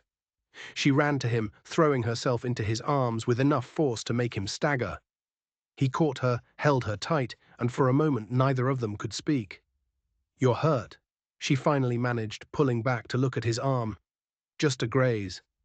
Bullet caught me when I was reloading." "I'm all right, Lia. I'm all right. I thought when I heard the gunfire, I know, I know." He kept her face in his hands, his thumbs wiping away tears. She hadn't realized she was crying. "But I told you I'd come back. I keep my promises." Elias approached them, his own clothes torn and bloodied. "Carter, good work out there. You saved Tom Bradley's life when that one outlaw got past our line. Just doing what needed doing, Sheriff." Elias looked between them at the way Lia clung to Mason, at the undeniable connection that had been forged and tempered by the night's events. Something shifted in his expression. Resignation, perhaps, or acceptance. "I got those telegram responses this afternoon," Elias said quietly. "Before all this started, I was planning to tell you both tomorrow, but seeing as we're all standing here bleeding and alive, might as well do it now." Lia held her breath. "Margaret Castellano sent a detailed account of the land sale," Elias continued. "So did the lawyer who handled it. So did the judge. They all corroborated Carter's story exactly. The price was fair, more than fair. Every document was properly filed. Mrs. Castellano specifically stated that Mason Carter was a perfect gentleman who helped her through a difficult time without asking for anything in return." Relief flooded through Lia so powerfully her knees nearly buckled. "As for Deputy Whitmore," Elias went on, "turns out he's under investigation himself for falsifying reports and abusing his position." The marshal in Santa Fe was very interested to hear that Whitmore had been spreading false allegations about a law-abiding citizen. "So I'm cleared?" Mason asked. "You're cleared." "And Carter," Elias extended his hand. "I owe you an apology. I let my personal feelings cloud my judgment. You're a good man, and you've proved it tonight. This town owes you a debt." Mason shook his hand. "No debt, Sheriff. We all fought together. That's what matters." Elias nodded. Then his eyes moved to Liar. "Miss Harwood, I believe I owe you an apology as well. I pushed too hard, let my hopes get in the way of reality. You deserve to be happy, and it's clear where your happiness lies." He managed a small smile. "I hope you two will be very happy together." "Elias," Liar started, but he was already walking away, calling out orders to his men. Returning to the work of securing the town, Mason pulled Liar close again, and she buried her face in his shoulder, breathing in the smell of him. Guns, smoke, and sweat, and something essentially Mason. "It's over," he murmured. "The accusations, the suspicion. It's all over. I never doubted you," she said fiercely. "Not for a second. I know. That's what kept me going, knowing you believed in me even when no one else did." They stood there in the middle of the blood-stained street, holding each other, while around them the town began the work of recovery. Men carried wounded to the doctor. Women emerged from their shelters to search for their husbands and sons. Reverend Michaels moved among the fallen offering prayers for the dead, both townsmen and outlaws. Thomas found them there, his face haggard with relief. "Thank God. Thank God you're both all right." "How many did we lose?" Mason asked quietly. "3 dead. Bill Morrison, young Jack Peters, and Tom Chen's brother, Lee. Several more wounded, but Doc Patterson thinks they'll pull through. 3 lives, 3 families destroyed." Liar thought of Mrs. Peters, who would wake tomorrow to find her 17-year-old son gone. Thought of the price paid for survival. "The gang?" she asked. "Heschel 4 dead, 1 captured and wounded. The McClary brothers got away, but they left their men behind. Elias says the circuit judge will have plenty to work with when he arrives next week." It was victory of a sort, but it was the kind of victory that left scars that would be remembered and mourned for years to come. As dawn began to lighten the eastern sky, Mason, Liar, and Thomas finally made their way back to the store. The women and children had returned to their homes. The dead had been laid out in the church. The wounded were in Doc Patterson's care, and Redstone Crossing, battered but unbroken, began to face its first day after the battle. In the storage room above the store, Liar cleaned and bandaged Mason's arm while her father made coffee. Mason winced as she worked, but didn't complain. "You're good at this," he observed. "I've helped Doc Patterson before." "Nothing like this, though, Liar." He caught her hand as she was tying off the bandage. "I meant what I said out there. I've loved you since we were children. I loved you when I left. I loved you every day I was gone. And I love you now, covered in blood and guns, and looking more beautiful than any woman has a right to look." "Mason, let me finish. I know tonight was terrible. I know people died, but Liar, life is short and uncertain, and I don't want to waste another second of it. I'm asking you, really asking you, will you come with me to New Mexico? Will you marry me and build a life with me on that ranch? Will you let me spend the rest of my days proving that coming back was the best decision I ever made?" Tears spilled down her cheeks, but for the first time in days, they were tears of joy rather than fear. "Yes," she whispered. "Yes, I'll marry you. Yes, I'll go to New Mexico. Yes to all of it." The smile that broke across his face was like sunrise after the longest night. He pulled her into his arms, kissed her with a thoroughness that made her forget about the blood and the fear and the death that had marked this night. When they finally broke apart, both breathless, Thomas was standing in the doorway with 3 cups of coffee and a knowing smile. "I take it. Congratulations are in order." Liar started. "Don't worry, I heard. And I'm happy for you both. Truly happy." He handed them each a cup. "So when's the wedding?" Mason looked at Liar. "As soon as possible." "As soon as possible," she agreed. "Then we've got planning to do," Thomas said. "But first, let's drink our coffee and be grateful we're all alive to see another day." They sat together as the sun rose over Redstone Crossing. 3 people bound by love and survival and the promise of a future that had almost been stolen away. Outside, the town began to stir, to heal, to move forward. And in that small room above the store, Lyra Harwood finally allowed herself to believe in happiness. Real, full-throated happiness. For the first time in 20 years, the coffee grew cold in their cups, as exhaustion finally caught up with them. Thomas insisted that Mason get some proper rest, and for once, Mason didn't argue. His arm throbbed where the bullet had grazed it, and every muscle in his body ached from the night's violence. He climbed the stairs to his small room while Lyra helped her father secure the store for what remained of the morning. "You should sleep too," Thomas said, watching his daughter move through the familiar motions with mechanical precision. "I'm not sure I can. Try anyway. We've got a lot to do in the coming days, and you'll need your strength." Lyra nodded and made her way to her own room, but sleep eluded her. Every time she closed her eyes, she saw the muzzle flashes in the darkness, heard the gunfire, felt the terror of not knowing if Mason was alive or dead. She lay in bed, watching the sun climb higher, listening to the sounds of the town coming back to life, and wondered how everything had changed so completely in just 1 week. 7 days ago, she'd been resigned to a quiet life of duty and diminished expectations. Now she was engaged to a man who'd kept a childhood promise for 20 years. Planning to leave everything she'd ever known for a ranch in New Mexico she'd never seen. The speed of it should have terrified her. Instead, it felt like waking up after a long sleep, like finally stepping into the life she was meant to live. Around noon, she gave up on sleep and went downstairs.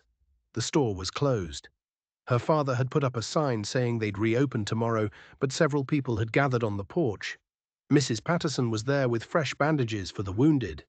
Mr. Bradley, his arm in a sling, had come to thank Thomas for sheltering his family. Even Harold Jenkins appeared, looking chastened and considerably less eager to gossip than usual. "Miss Harwood," Harold said when he saw her, "I wanted to apologize for the way I spread those rumors about Mr. Carter. I should have minded my own business." "Yes, you should have," Lyra said, but her voice was more tired than angry. "But thank you for saying so. He saved my nephew's life last night. Young Tom Bradley. That outlaw had Tom cornered, and Mr. Carter put himself between them. Took that bullet meant for Tom." Harold's face was red with shame and gratitude. "I judged him wrong. We all did." "Not all of us," Thomas said mildly. "Some of us waited for the truth to come out." After the visitors left, Lyra found Mason awake and sitting on his bed, staring out the window at Main Street. The bandage on his arm was clean, but she could see pain in the tight lines around his mouth. "How are you feeling?" she asked. "Like I got shot." He managed a weak smile, but alive, which is more than some can say. She sat beside him, taking his uninjured hand in hers. "Harold Jenkins came by to apologize. Said you saved his nephew. Tom Bradley is a good kid. Didn't deserve to die because he was brave enough to stand up to outlaws. And you did. I've lived longer than 17 years. If someone had to take that bullet, better me than him." The casual way he spoke about dying made her throat tight. "Don't talk like that." "Like what?" "Like your life matters less than someone else's. Like I wouldn't have died inside if you'd been killed last night." He turned to look at her fully, his eyes searching her face. "I'm sorry. You're right. But Lyra, when you're in the middle of a fight like that, you don't think. You just act. And when I saw that outlaw draw on Tom, the only thing in my head was move. You're a hero. I'm just a man who's trying to be worthy of the woman he loves." She kissed him then gently because she didn't want to hurt his arm. But with all the love and fear and relief that had been building inside her since the night before. When they broke apart, both were breathless. "We should talk about practical things," Mason said after a moment, "about when we're leaving, what we're taking, how we're going to do this." "I know, but can we just sit here for a little while first? Can we just be grateful we're both alive?" "Yeah," he said softly, "we can do that." They sat together in the afternoon light, hands intertwined, and let the trauma of the night before begin to settle into something they could carry. Outside, Redstone Crossing began the work of burial and mourning. Inside, two people who'd found each other across 20 years and nearly lost everything in one violent night held tight to the promise of tomorrow.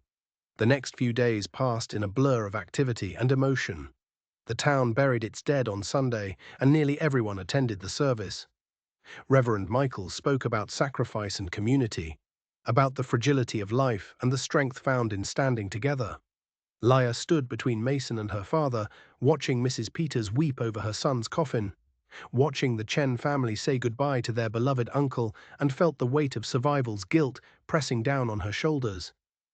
Why had she and Mason lived when others died? What made their lives more valuable than young Jack Peters, who'd barely begun to live? There were no answers, only the terrible randomness of violence and the burden of continuing on when others couldn't. After the service, Mason sought out the families of the fallen. He spoke quietly to Mrs. Peters, to the Chens, to Bill Morrison's widow. Leah watched him offer condolences and support, saw the way he carried himself with humble dignity, and loved him even more for understanding that survival came with responsibility. On Monday, the store reopened.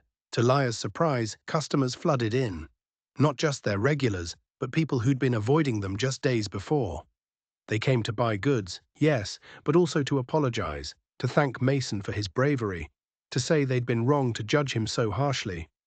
Mrs. Henderson brought a pie. "For your trouble," she said, not quite meeting Leah's eyes. "And to say I'm sorry for the things I said about Mr. Carter."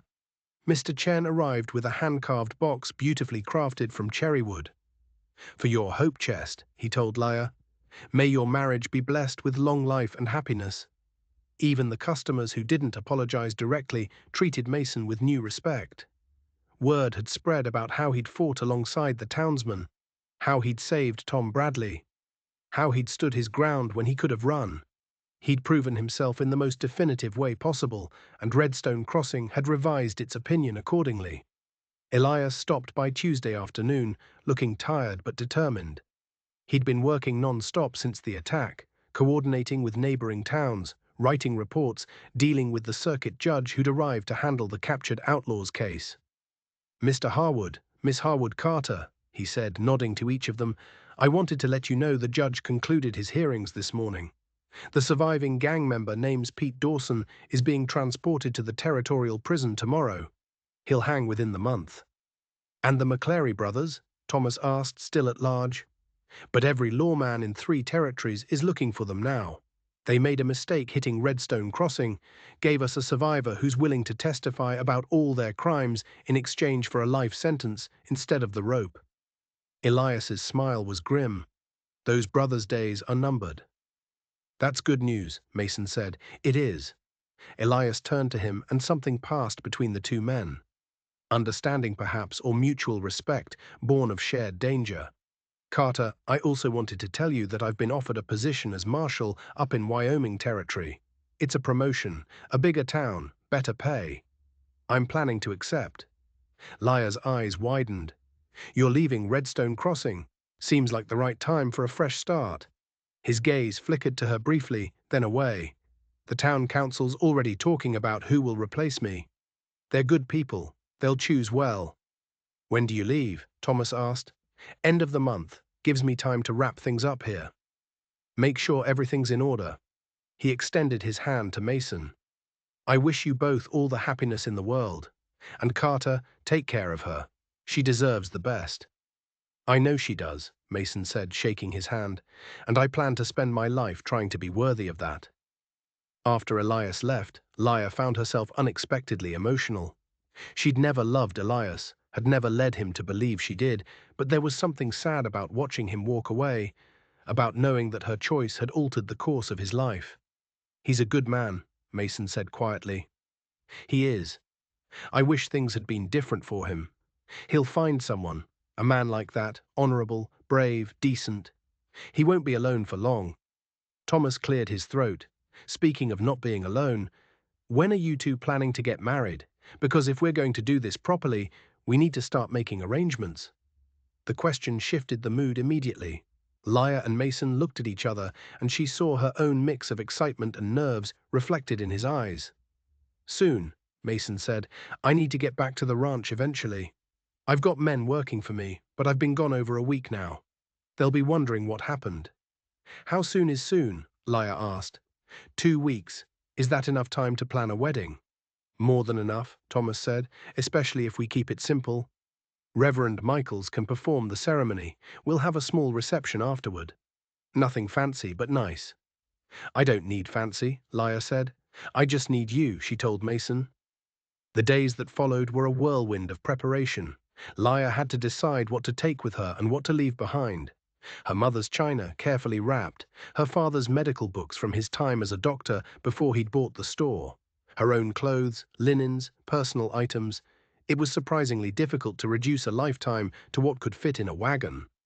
Mrs. Patterson insisted on making Laya's wedding dress and spent hours at the store taking measurements and discussing fabric.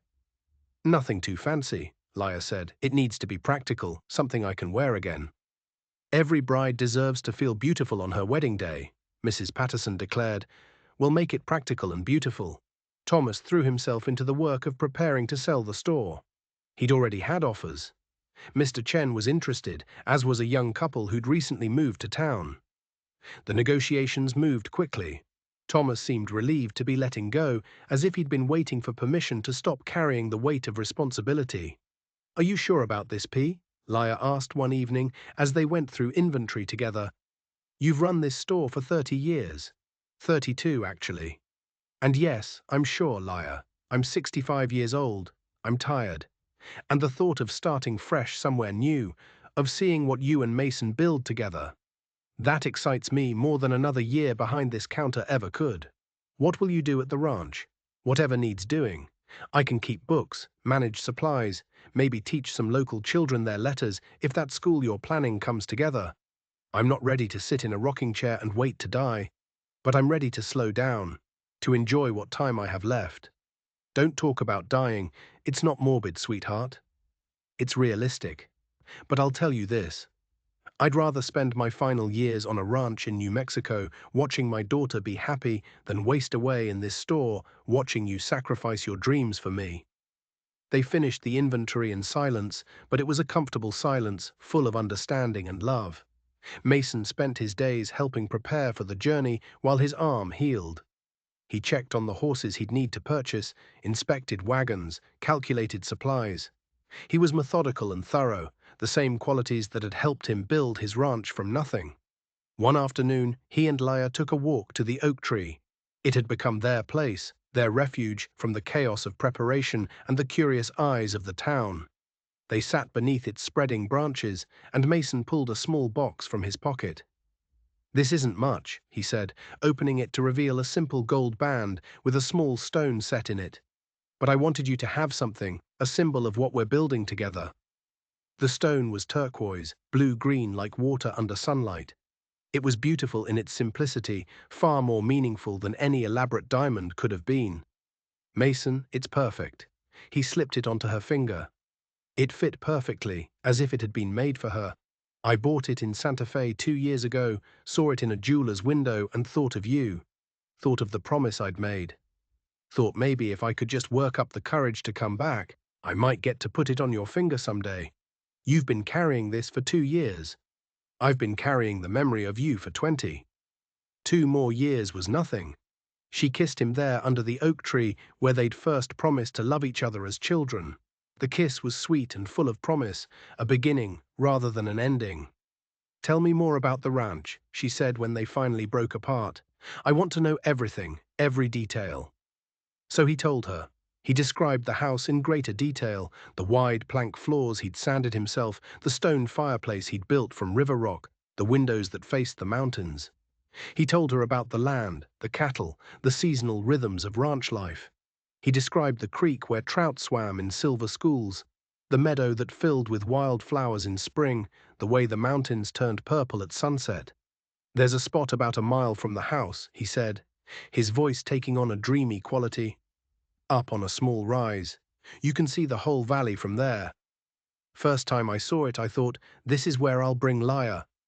This is where I'll show her that I kept my promise. When we get there, Laya said, that's the first place I want to see. Then that's where we'll go first thing. They talked until the sun began to set, making plans and sharing dreams. Laya told him about her hope to start a school, about teaching children who might not otherwise get an education. Mason told her about his plans to expand the ranch, about breeding better cattle, about building something that would last for generations. Our children will grow up there, Laya said, and it wasn't a question. As many as you want. We've got space for a dozen if you're willing. She laughed. Let's start with one or two and see how we manage. Fair enough. He pulled her close and they watched the sunset together, the sky turning gold and pink and purple. Are you scared about leaving? Terrified, she admitted, but also excited. Also ready. Does that make sense? Perfect sense. I'm scared too. Scared I'll disappoint you. Scared the ranch won't be what you hoped. Scared I'll wake up and this will all have been a dream. It's not a dream. It's real. We're real. Yeah, he said softly. We are. The wedding was planned for Saturday, exactly 2 weeks after Mason had first walked back into Laya's life. The whole town was invited. It seemed chish not to, especially after everyone had fought together against the McClary gang. Mrs. Patterson finished the dress on Wednesday, and when Laya tried it on, she barely recognized herself in the mirror. The dress was simple but elegant, cream-colored with delicate embroidery at the neckline and cuffs. It fit perfectly, making Laya look both beautiful and practical, ready for a life that would involve hard work alongside the romance. You look like a bride, Mrs. Patterson said, her eyes misty. A real bride. Thank you, Laya said, hugging the older woman impulsively. For everything, for the dress, for the kindness, for believing in us. I should be thanking you, dear. Watching you two has reminded this whole town what it means to keep a promise, what it means to fight for love. We needed that reminder. Thursday brought the final sale of the store. Thomas had accepted Mr. Chen's offer, and the paperwork was signed in the presence of the town's lawyer. Mr. Chen would take possession on Monday, giving Thomas and Laya time to pack their personal belongings and say their goodbyes. It's strange, Thomas said that evening, as they closed the store for the last time as owners. I thought I'd feel sad, but mostly I feel relieved. Ready.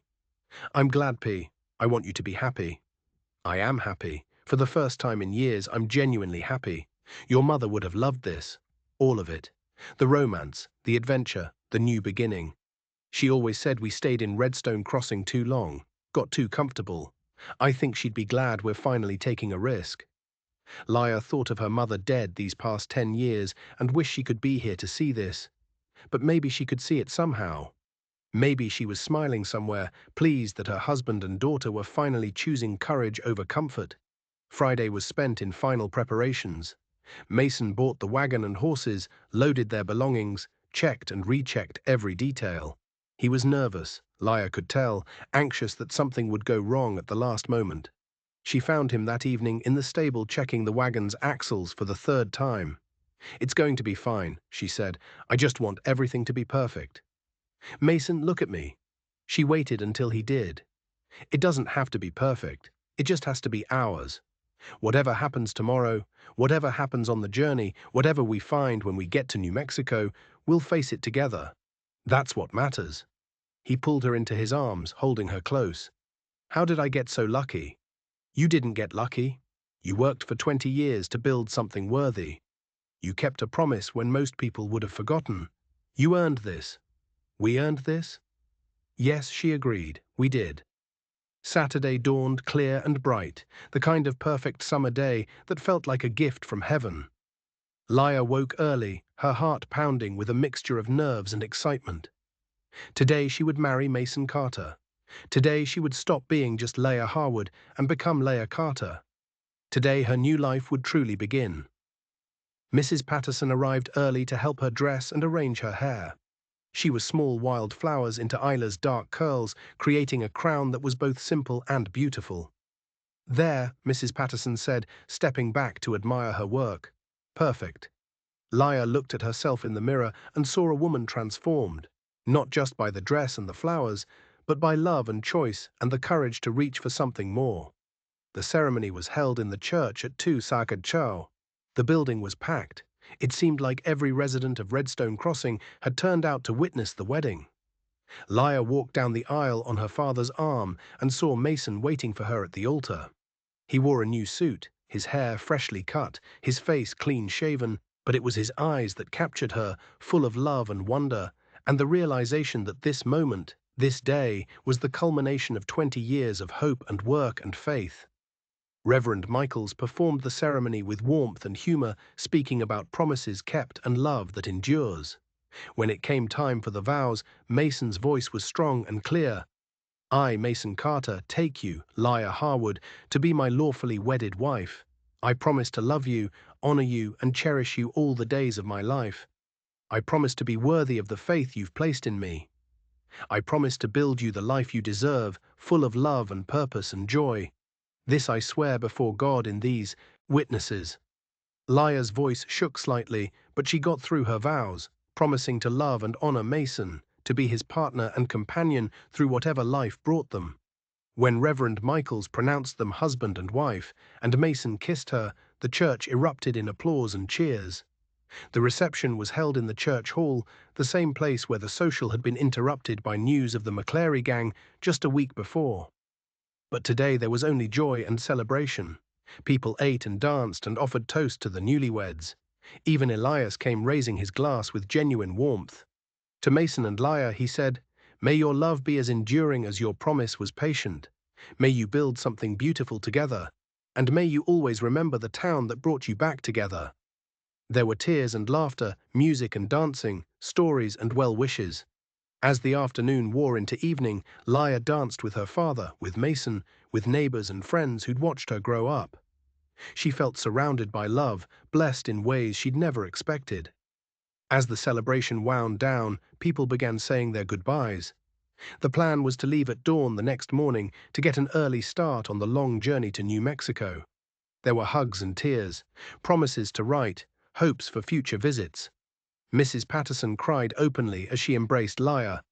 "You take care of yourself, dear, and don't forget to write and tell us all about your new life." "I won't forget. Thank you for everything." Mr. Chen presented them with a beautifully carved wooden sign that read, "Carter Ranch and Elegant Script." "For your new home," he said, "may it be filled with prosperity and peace." Even Harold Jenkins came by, looking sheepish but sincere. "Safe travels, Mr. and Mrs. Carter. And again, I'm sorry for the trouble." "I caused water under the bridge," Mason said, shaking his hand. "We all make mistakes. What matters is learning from them." Finally, as the sun began to set, only the three of them remained, Mason, Lyra, and Thomas. They returned to the store one last time to collect the final items and spend their last night in Redstone Crossing. "Hard to believe this is it," Thomas said, looking around the empty store. "Tomorrow we start a whole new chapter." "Are you sure you're ready for this, P?" Lyra asked. "It's not too late to change your mind. You could stay here, find a small house, live out your retirement in peace, and miss watching you two build your life together." "Not a chance." Thomas smiled. "Besides, this old man still has some adventure left in him. I want to see these mountains Mason keeps talking about. Want to meet the neighbors? Want to help build that school you're dreaming of. I'm not ready to sit still and wait for death. Not yet." They spent their last evening in the store, sharing memories and making plans. Thomas told stories about Lyra as a child, about her mother, about the early days of the store. Mason talked more about the ranch, answering Thomas's questions about the work, the land, the challenges they'd face. "It won't be easy," Mason admitted. "Ranch life is hard. The weather's unpredictable. The work is constant. There will be days you wonder why you left the comfort of town for this. But there will also be days when you stand on that rise and look out at your land and feel grateful for every sacrifice," Thomas said. "I may not have ranched, but I've lived long enough to know that anything worth having comes with challenges." "Spoken like a wise man," Mason said, "spoken like an old man." Thomas corrected with a smile. "There's a difference." As night fell, Mason and Lyra walked one last time to the oak tree. It stood dark against the starlit sky, ancient and enduring, a silent witness to their story. "20 years," Mason said, reaching up to touch the bark. "I stood here 20 years ago and promised to come back. And here I am." "Here we are," Lyra corrected. "Together." "Together," he pulled her close. "Are you ready for this? Really ready? Because once we leave tomorrow, there's no going back. Everything changes. I'm ready. I've never been more ready for anything in my life." They stood there holding each other, and Lyra thought about all the years of waiting, all the quiet resignation, all the dreams she'd tucked away in the corners of her heart. Mason had returned and brought those dreams back to life. He'd proven that promises could be kept, that love could endure, that sometimes the stories that seemed too good to be true were actually just true. "Thank you," she whispered. "For what?" "For coming back. For keeping your promise. For giving me this hope, this future, this love. Thank you for not forgetting the girl under the oak tree. I could never forget her. She was the reason for everything, every hard day, every setback, every moment I wanted to give up. I thought of her, thought of you, and I kept going." They walked back to the store hand in hand, ready for one last night in Redstone Crossing. Tomorrow they would begin their journey. Tomorrow they would leave behind everything familiar and strike out toward the unknown. But tonight they had each other, and that was enough. In the small room above the store, Lyra lay awake long after Mason had fallen asleep beside her. She listened to his breathing, felt the warmth of him, and marveled at how completely her life had changed in just 2 weeks. She thought about the woman she'd been, resigned, beautiful, quietly heartbroken. That woman felt like a stranger now. In her place was someone braver, someone willing to risk everything for love and possibility. She thought about the journey ahead, about the ranch she'd never seen, about the life they'd build together. There would be challenges, certainly hardships and struggles and moments of doubt, but there would also be joy and partnership and the deep satisfaction of building something real. Mason stirred beside her, reaching for her, even in sleep. She took his hand and held it tight. This man who'd traveled so far and worked so hard to keep a childhood promise. Tomorrow they would ride toward their future together. But tonight, in the quiet darkness of her last night in Redstone Crossing, Lyra Carter simply felt grateful for second chances, for promises kept, for love that had waited 20 years and would now have a lifetime to grow. Dawn broke over Redstone Crossing with a gentleness that felt like a benediction. Lyra woke to find Mason already up, standing at the window, watching the sky turn from grey to gold. She rose and joined him, slipping her arm around his waist, and together they watched the sun paint the buildings of Main Street in warm light. "Last sunrise in Redstone Crossing," she said softly. "No regrets?" "Not a single one." They dressed quietly, careful not to wake Thomas in the next room, though the sounds of creaking floorboards soon told them he was awake as well. By the time they made their way downstairs, a small crowd had already gathered in the street outside the store. It seemed half the town had come to see them off. Mrs. Patterson pressed a basket of food into Lyra's hands. "For the journey, I packed enough for several days. You'll need your strength."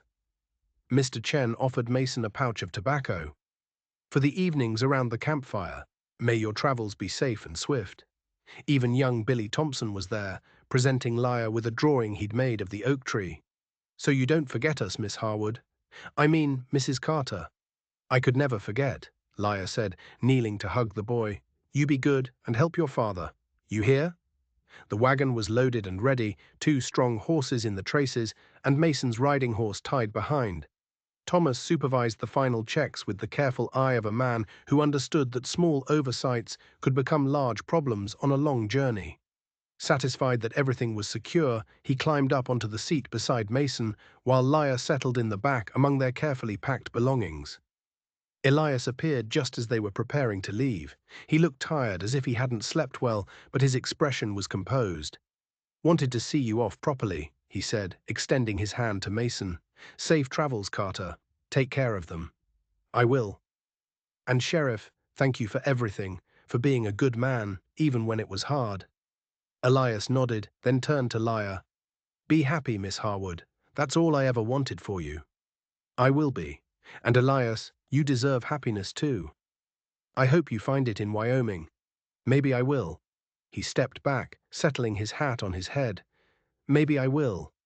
Mason took up the reins, and with a click of his tongue and a gentle snap of the leather, the wagon began to move. The crowd called out goodbyes and well-wishes as they rolled down Main Street for the last time. Lyra turned to watch the town recede behind them, saw the familiar buildings growing smaller, saw the people waving until they were just dots in the distance. The oak tree was the last landmark they passed. Mason slowed the wagon as they approached it, and for a long moment all three of them simply looked at the ancient tree where so much had begun. "Goodbye, old friend," Mason said quietly.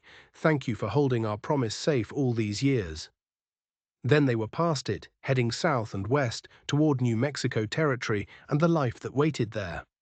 The morning was perfect for traveling, cool enough to be comfortable, clear enough to see for miles. The landscape rolled away in gentle swells of grassland, punctuated by stands of trees.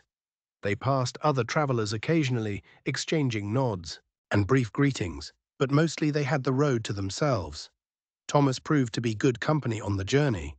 He told stories, pointed out interesting birds and plants, and kept up a running commentary that helped pass the miles.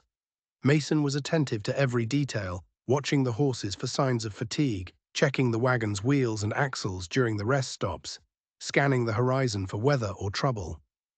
They made good progress that first day, covering nearly 25 miles before making camp as the sun began to set. Mason chose a spot near a small creek, sheltered by a stand of cottonwoods. While he tended to the horses, Liah and Thomas set about making camp. Soon they had a fire going and were heating up some of Mrs. Patterson's stew. "First night of our new life," Thomas said, settling onto a log near the fire. "How does it feel?"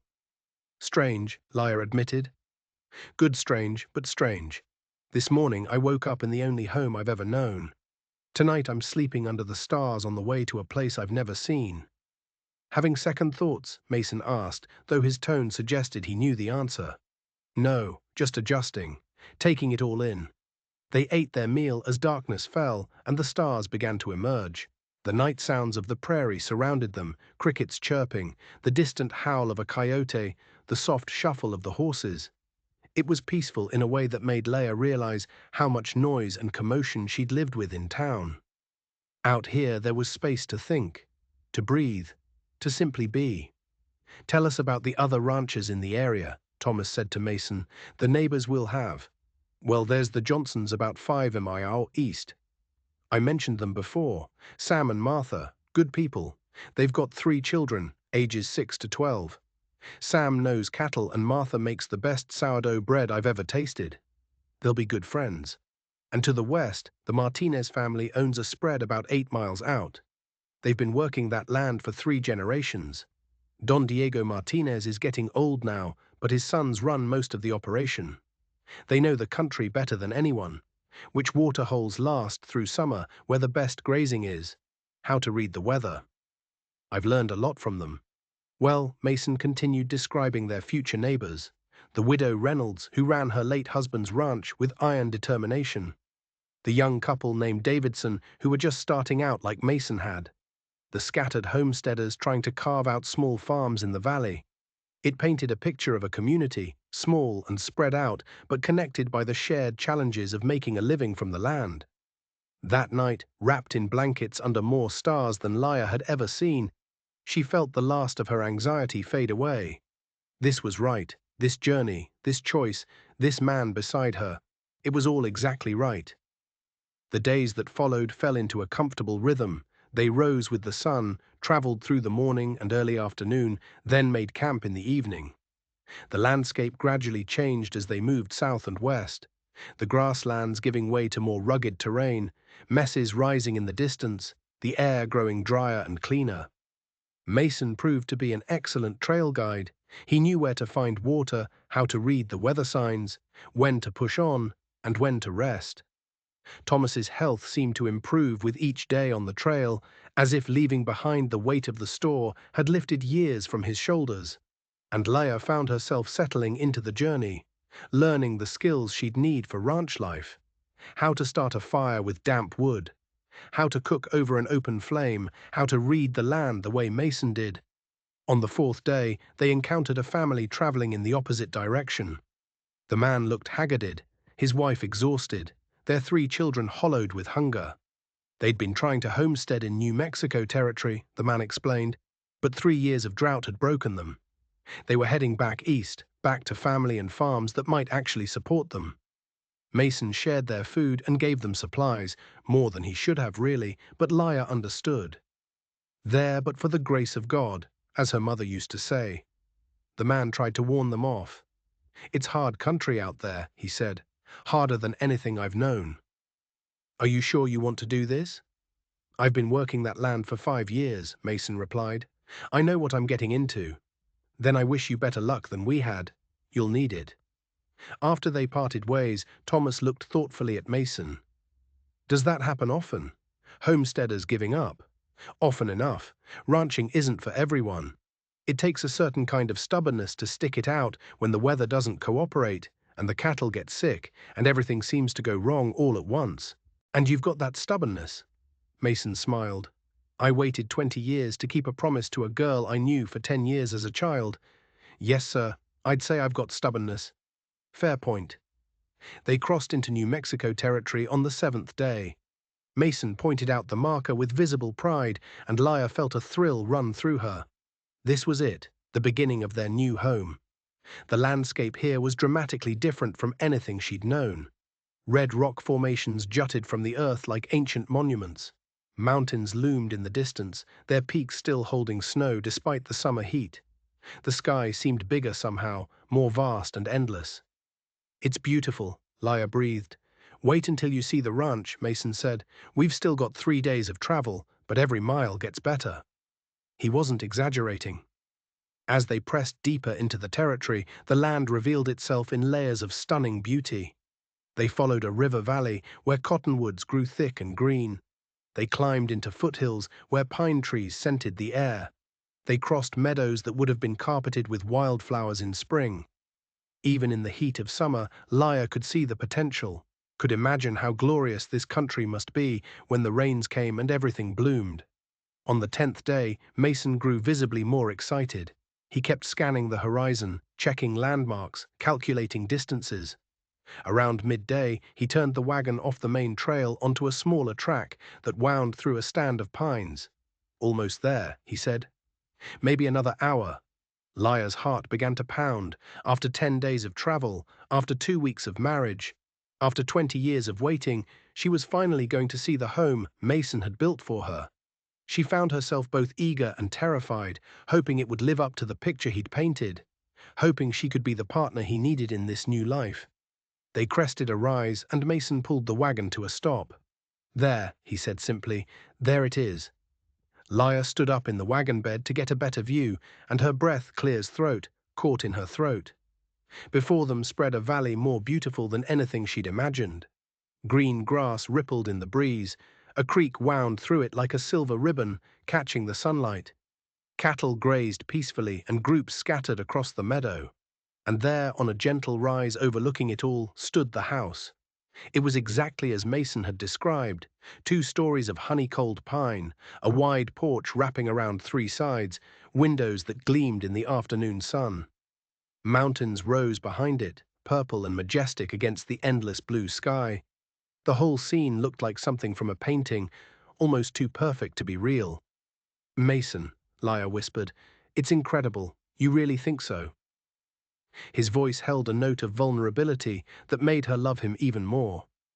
It's not fancy like some of the ranches in Texas, but it's perfect. It's absolutely perfect. Thomas let out a low whistle. Son, you've built something special here, something real. Mason's smile was pure relief and pride. Come on, let me show you your new home. As they descended into the valley, several riders appeared from various directions, ranch hands coming to greet their returning boss. Mason introduced them one by one. There was Miguel, the foreman, a man in his 50s with a weathered face and kind eyes. His son Carlos, barely 20, but already a skilled horseman. Old Pete, who'd worked cattle for 40 years and knew more about the business than Mason ever would. And young Tommy Chen, the nephew of Mr. Chen from Redstone Crossing, who'd come west to find his fortune and found work instead. Mr. Carter, Tommy called out. We were starting to worry. You said 2 weeks, and it's been near 3. Had some complications, Mason said. Good ones, as it turns out. Tommy, I'd like you to meet my wife, Leia, and her father, Thomas Harwood. Tommy's face split into a huge grin. Wife? Mr. Carter. That's wonderful. Uncle Chen will be so pleased when he hears. And Mr. Harwood, any relation to Thomas Harwood, who runs the general store in Redstone Crossing, one and the same, though I've sold it now, came west to help these 2 build their life. The ranch hands welcomed them warmly, and Miguel immediately began organizing the unloading of the wagon. "Mrs. Carter, the house is ready for you. I had my wife Rosa come in and clean everything, make sure it was proper for a new bride." "Thank you, Miguel. That was very thoughtful." Mason helped Leia down from the wagon, and together they walked up the path to the house. Up close, it was even more beautiful than from a distance. The porch was solid and wide, perfect for sitting and watching the valley. The front door was carved with a simple pattern of leaves and vines, and when Mason opened it and gestured for her to enter, Leia stepped into the home that would be hers for the rest of her life. The interior was spacious and well built. The main room featured that stone fireplace Mason had mentioned, large enough to heat the entire floor. Windows on multiple walls filled the space with light. The kitchen was well appointed with a cast-iron stove, work surfaces and storage. Upstairs were 4 bedrooms, just as he'd promised, each with windows that framed different views of the valley and mountains. "The master bedroom overlooks the east," Mason said, leading her to the largest room. "So, you can watch the sunrise if you want, and from the west window you can see the sunset. I wanted you to have both." Leia walked to the east window and looked out at the valley spreading below, at the mountains in the distance, at the endless sky. It was overwhelming in the best possible way. So much space, so much beauty, so much possibility. "What do you think?" Mason asked, and she heard the nervousness in his voice, the fear that somehow this wouldn't be enough. She turned to face him, tears streaming down her cheeks. "I think you kept your promise. I think you built exactly what you said you would." I think her voice broke. "I think I'm home." He crossed the room in 2 strides and pulled her into his arms, holding her as she cried happy tears into his shirt. Behind them, Thomas cleared his throat from the doorway. "I'll just go help the boys unload the wagon," he said tactfully. "Give you 2 a moment." After he left, Mason and Leia stood together at the window, his arms around her, her back against his chest, both of them looking out at the land that was now theirs. "I love you," Mason said. "I've loved you since we were 10 years old, and I'll love you until I die." "I love you too, and Mason, thank you. Thank you for not forgetting. Thank you for building this. Thank you for coming back. Best decision I ever made." They spent the rest of the afternoon settling in. The ranch hands helped carry furniture and boxes into the house. Miguel's wife, Rosa, appeared with her daughters, bringing food and offering to help organize the kitchen. The house quickly came alive with activity and warmth, transforming from an empty structure into a home. As evening approached, Miguel called everyone together for a celebration dinner. The ranch hands had prepared a feast: roasted beef, beans, fresh bread, vegetables from Rose's garden. They ate on the porch as the sun began to set, painting the mountains in shades of gold and orange and purple. "A toast," Miguel said, raising his cup. "To Mr. and Mrs. Carter, may your home be filled with love, your herd increase, and your life together be long and prosperous." "Hear, hear," the others echoed. Thomas stood as well. "I'd like to add something, if I may. I've known my daughter her entire life, watched her grow from a little girl into the remarkable woman she is today. I've seen her sad and resigned, beautiful but not happy. But these past few weeks, I've seen her truly alive for the first time in 20 years. Mason Carter, you brought my daughter back to life. You gave her hope and love and a future worth having. For that, you have my eternal gratitude and my deepest respect. Welcome to the family, son." There wasn't a dry eye on the porch. Even old Pete, who claimed to be too crusty for sentiment, wiped at his face with his bandana. As the celebration wound down and the hands drifted back to the bunkhouse, Thomas, Mason, and Leia remained on the porch, watching the stars emerge. "Tomorrow I want to see everything," Thomas said, "every corner of this ranch. Want to understand what you've built here, what we'll be working with." "I'll give you the full tour," Mason promised. "We can ride the boundaries, check the herd, visit the neighbors. It'll take a few days to see it all properly." "And I want to start planning that school," Leia added. "If the Johnson children need education, there are probably others. We could start small, just a few children, and see how it grows." "The South Meadow has a good spot for a schoolhouse," Mason said. "High ground, good drainage, close enough to the house, but far enough for the children to feel independent. We could start building this fall, have it ready by winter. They talked late into the night, making plans and dreaming dreams. Finally, Thomas yawned and announced he was heading to bed. These old bones need rest, but you two stay up as long as you like. Enjoy your first night in your new home. After he went inside, Mason and Lyra sat together on the porch swing he'd built. The night was cool and clear, the stars so bright they seemed close enough to touch. Somewhere in the distance, a coyote howled. The creek murmured its constant song. The mountains stood like silent guardians against the sky. Mason, Lyra said softly, that spot you mentioned, the one where you can see the whole valley. Can we go there tomorrow? First thing, I promise. You're good at keeping promises. I had excellent motivation. They sat in comfortable silence, swinging gently, both of them absorbing the reality of where they were and what they'd accomplished. Against all odds across 20 years and countless miles, they'd found their way back to each other. They'd overcome suspicion and doubt, violence and fear, and emerged with their love not just intact, but strengthened. Do you think about them sometimes? Lyra asked. The people who died that night in Redstone Crossing every day. Jack Peters, Lee Chen, Bill Morrison.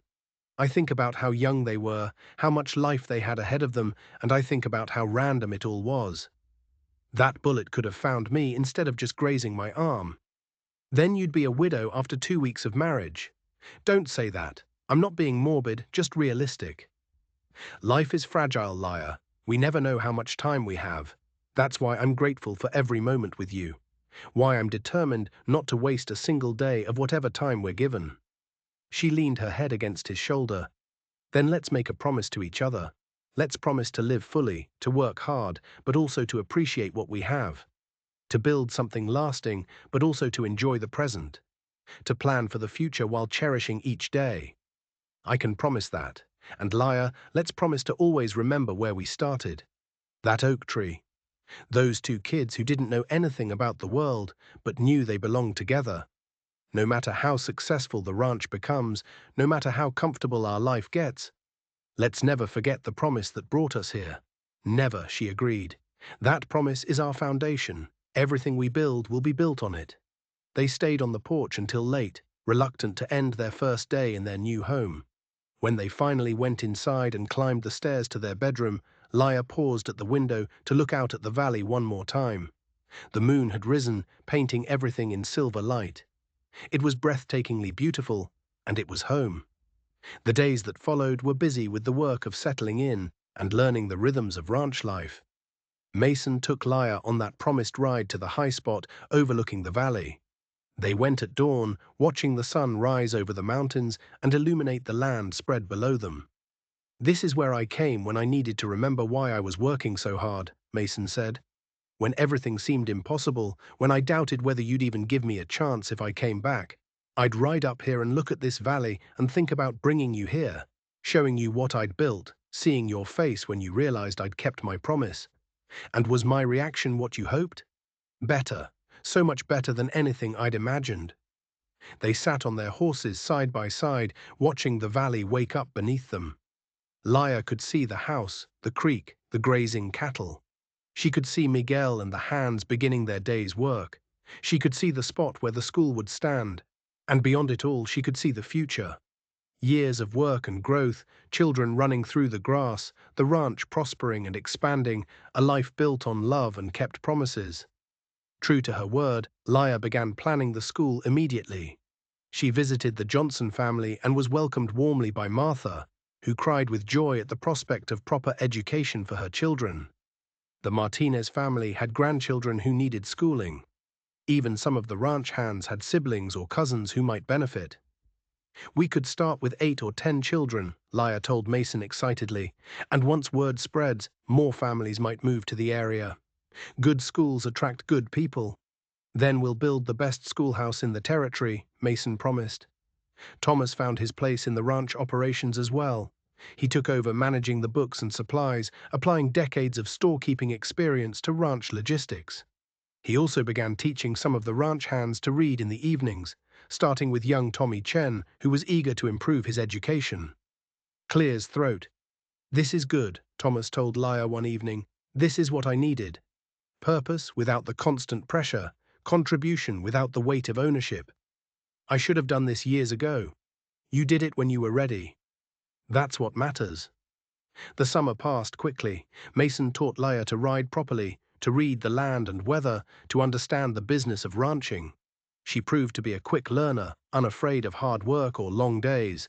Together they began building the school with help from the ranch hands and neighbors. By August, the structure was framed. By September, it had walls and a roof. The neighbors proved to be wonderful.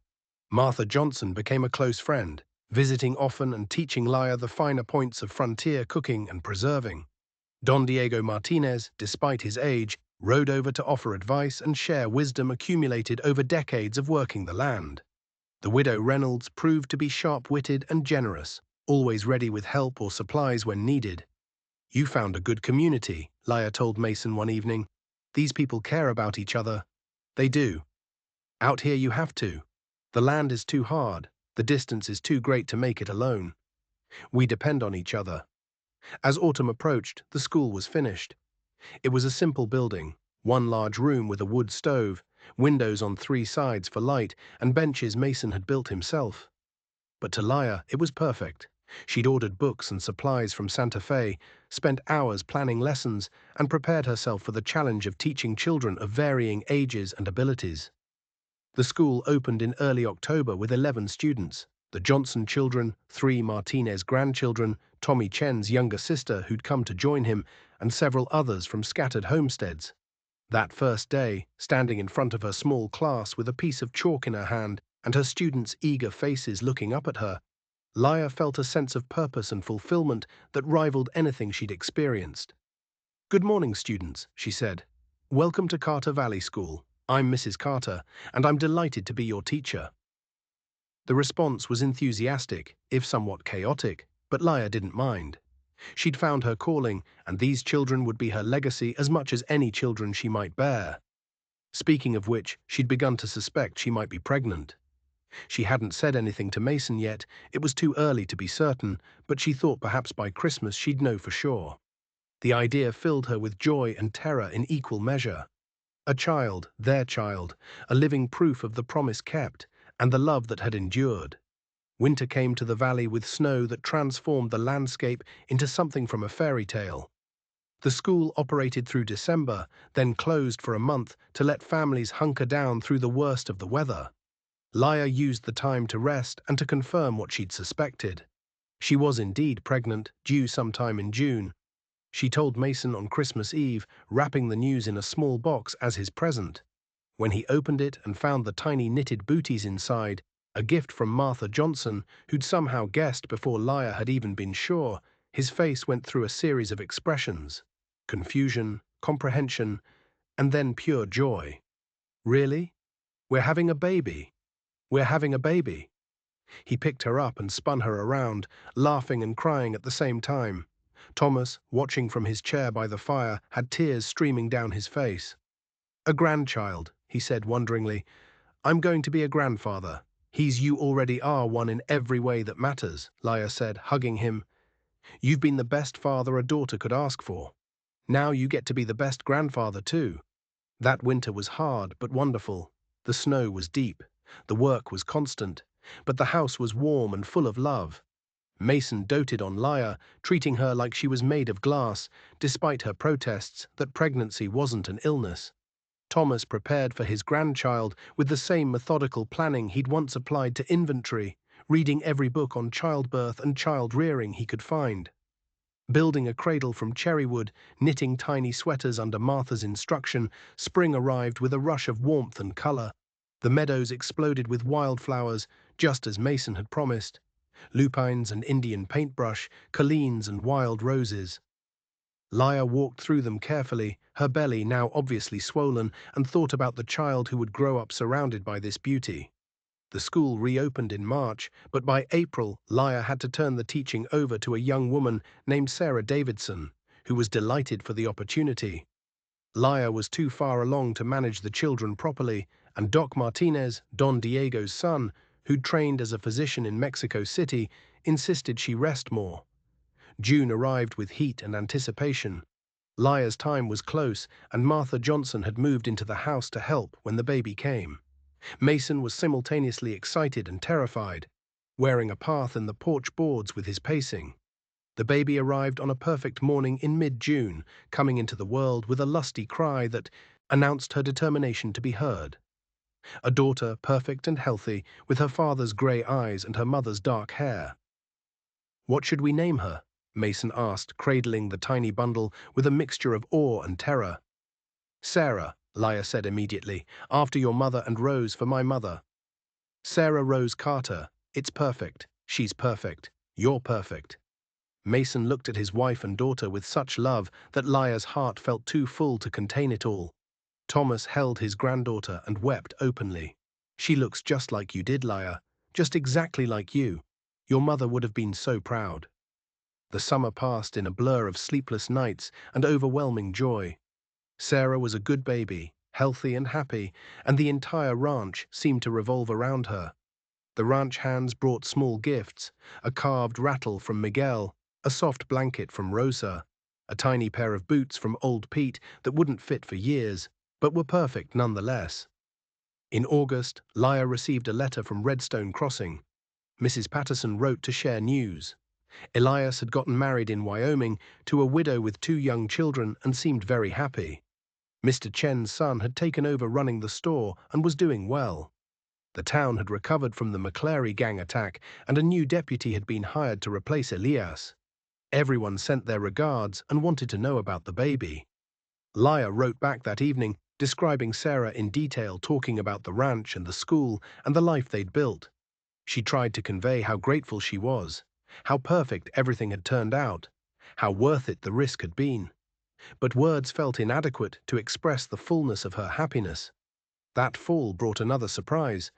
Lia discovered she was pregnant again. Mason was delighted, though concerned about how close together the babies would be. "Irish twins," Martha said with a laugh. "That's what they call them. You'll have your hands full, but they'll be close. Those 2 best friends from the start." The second baby, a boy, was born the following May. They named him Thomas Mason Carter. Thomas for his grandfather, Mason for his father.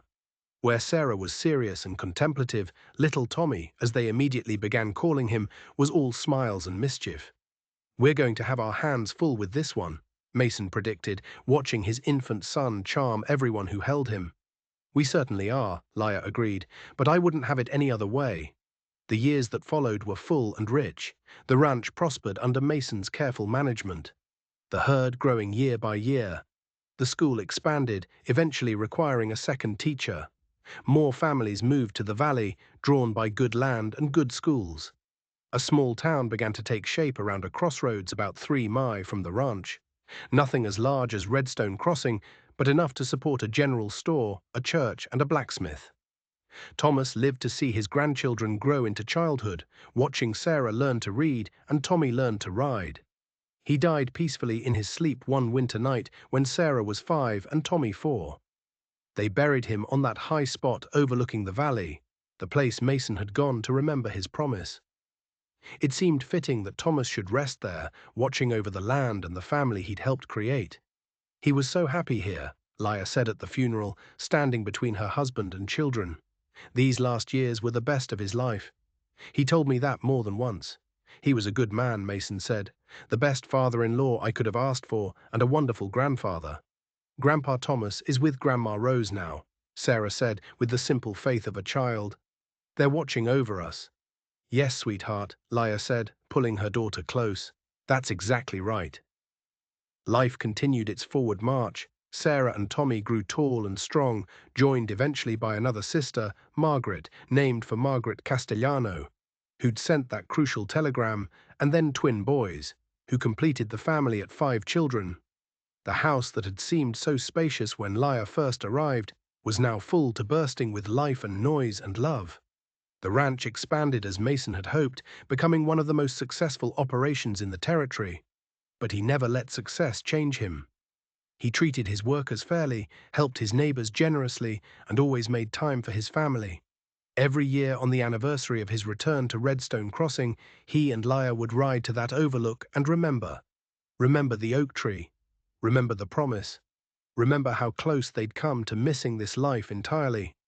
Sarah grew into a serious young woman who inherited her mother's love of teaching.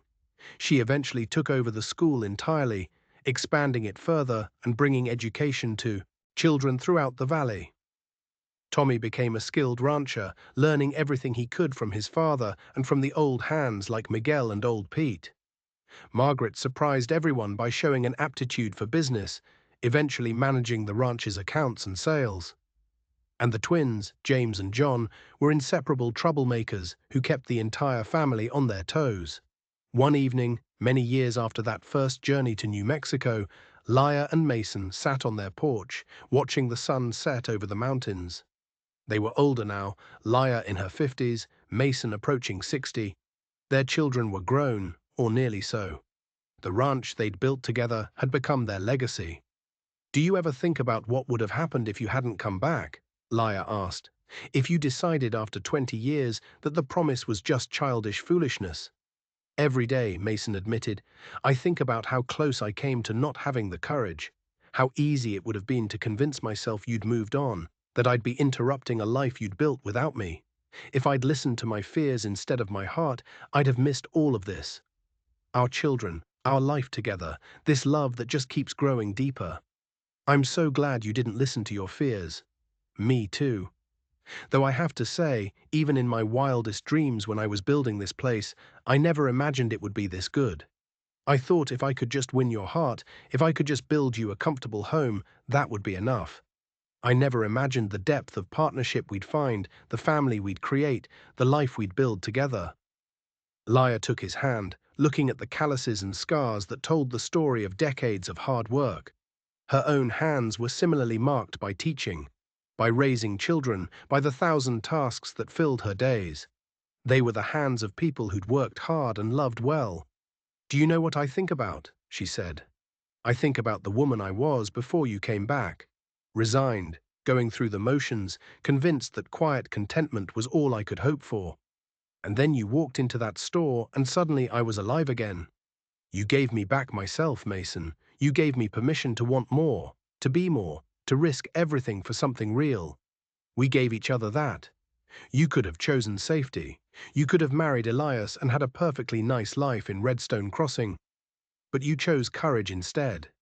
You chose risk and possibility and love. That choice, that's what made all this possible." They sat together as the sky turned from gold to pink to purple, as it had done thousands of times before and would do thousands of times again. Their children were inside preparing dinner, their voices carrying through the open windows. Grandchildren, Sarah's 2 boys, were playing in the yard, their laughter bright in the cooling air. "Mason," Lyra said softly, "do you remember what you said to me that first day when you walked into the store?" "I said, I came back to keep my promise." "And you did. You kept it completely, better than I ever imagined you could. It was the easiest promise I ever kept, because keeping it meant getting to spend my life with you." The stars began to emerge, scattered across the darkening sky like diamonds on velvet.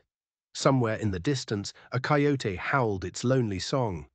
The mountains stood silent and eternal, witness to the life that had unfolded in their shadow. Inside, one of the grandchildren called out, "Grandma, Grandpa, dinner's ready." Mason stood and offered Lyra his hand, just as he had under the oak tree all those years ago. She took it, and together they walked inside to the warmth and noise and love of their family. The promise made by 2 children under an oak tree had blossomed into something neither could have imagined. Not just a marriage or a ranch or a family, but a legacy of love that would endure long after they were gone. That night, lying in bed beside her husband of more than 20 years, Lyra thought about everything they'd built together, about the 5 children sleeping under their roof, the grandchildren who visited, the community they'd helped create, the school that educated children who might otherwise have gone without, about the life that had seemed impossible when she was 30 years old and resigned to loneliness. "Are you awake?" Mason whispered. "Yes." "What are you thinking about?" "I'm thinking that you kept your promise 20 years late, but right on time. I'm thinking that every day with you has been worth the wait. And I'm thinking that I'd choose this life, this love, this you over and over again in any lifetime." He pulled her close and she felt his smile against her hair. That's exactly what I was thinking too. Outside, the night wind whispered through the valley, carrying with it the echoes of a promise kept and a love that had endured across time and distance and doubt. The oak tree and Redstone Crossing still stood, ancient and knowing, holding the memory of two children who'd believed in forever. And here, in a valley and New Mexico territory, those children, now grown and grey, lived out the promise they'd made, proving that some loves really do last a lifetime. In the darkness, Laia smiled and closed her eyes, grateful beyond words for the courage to believe, the strength to risk, and the love that had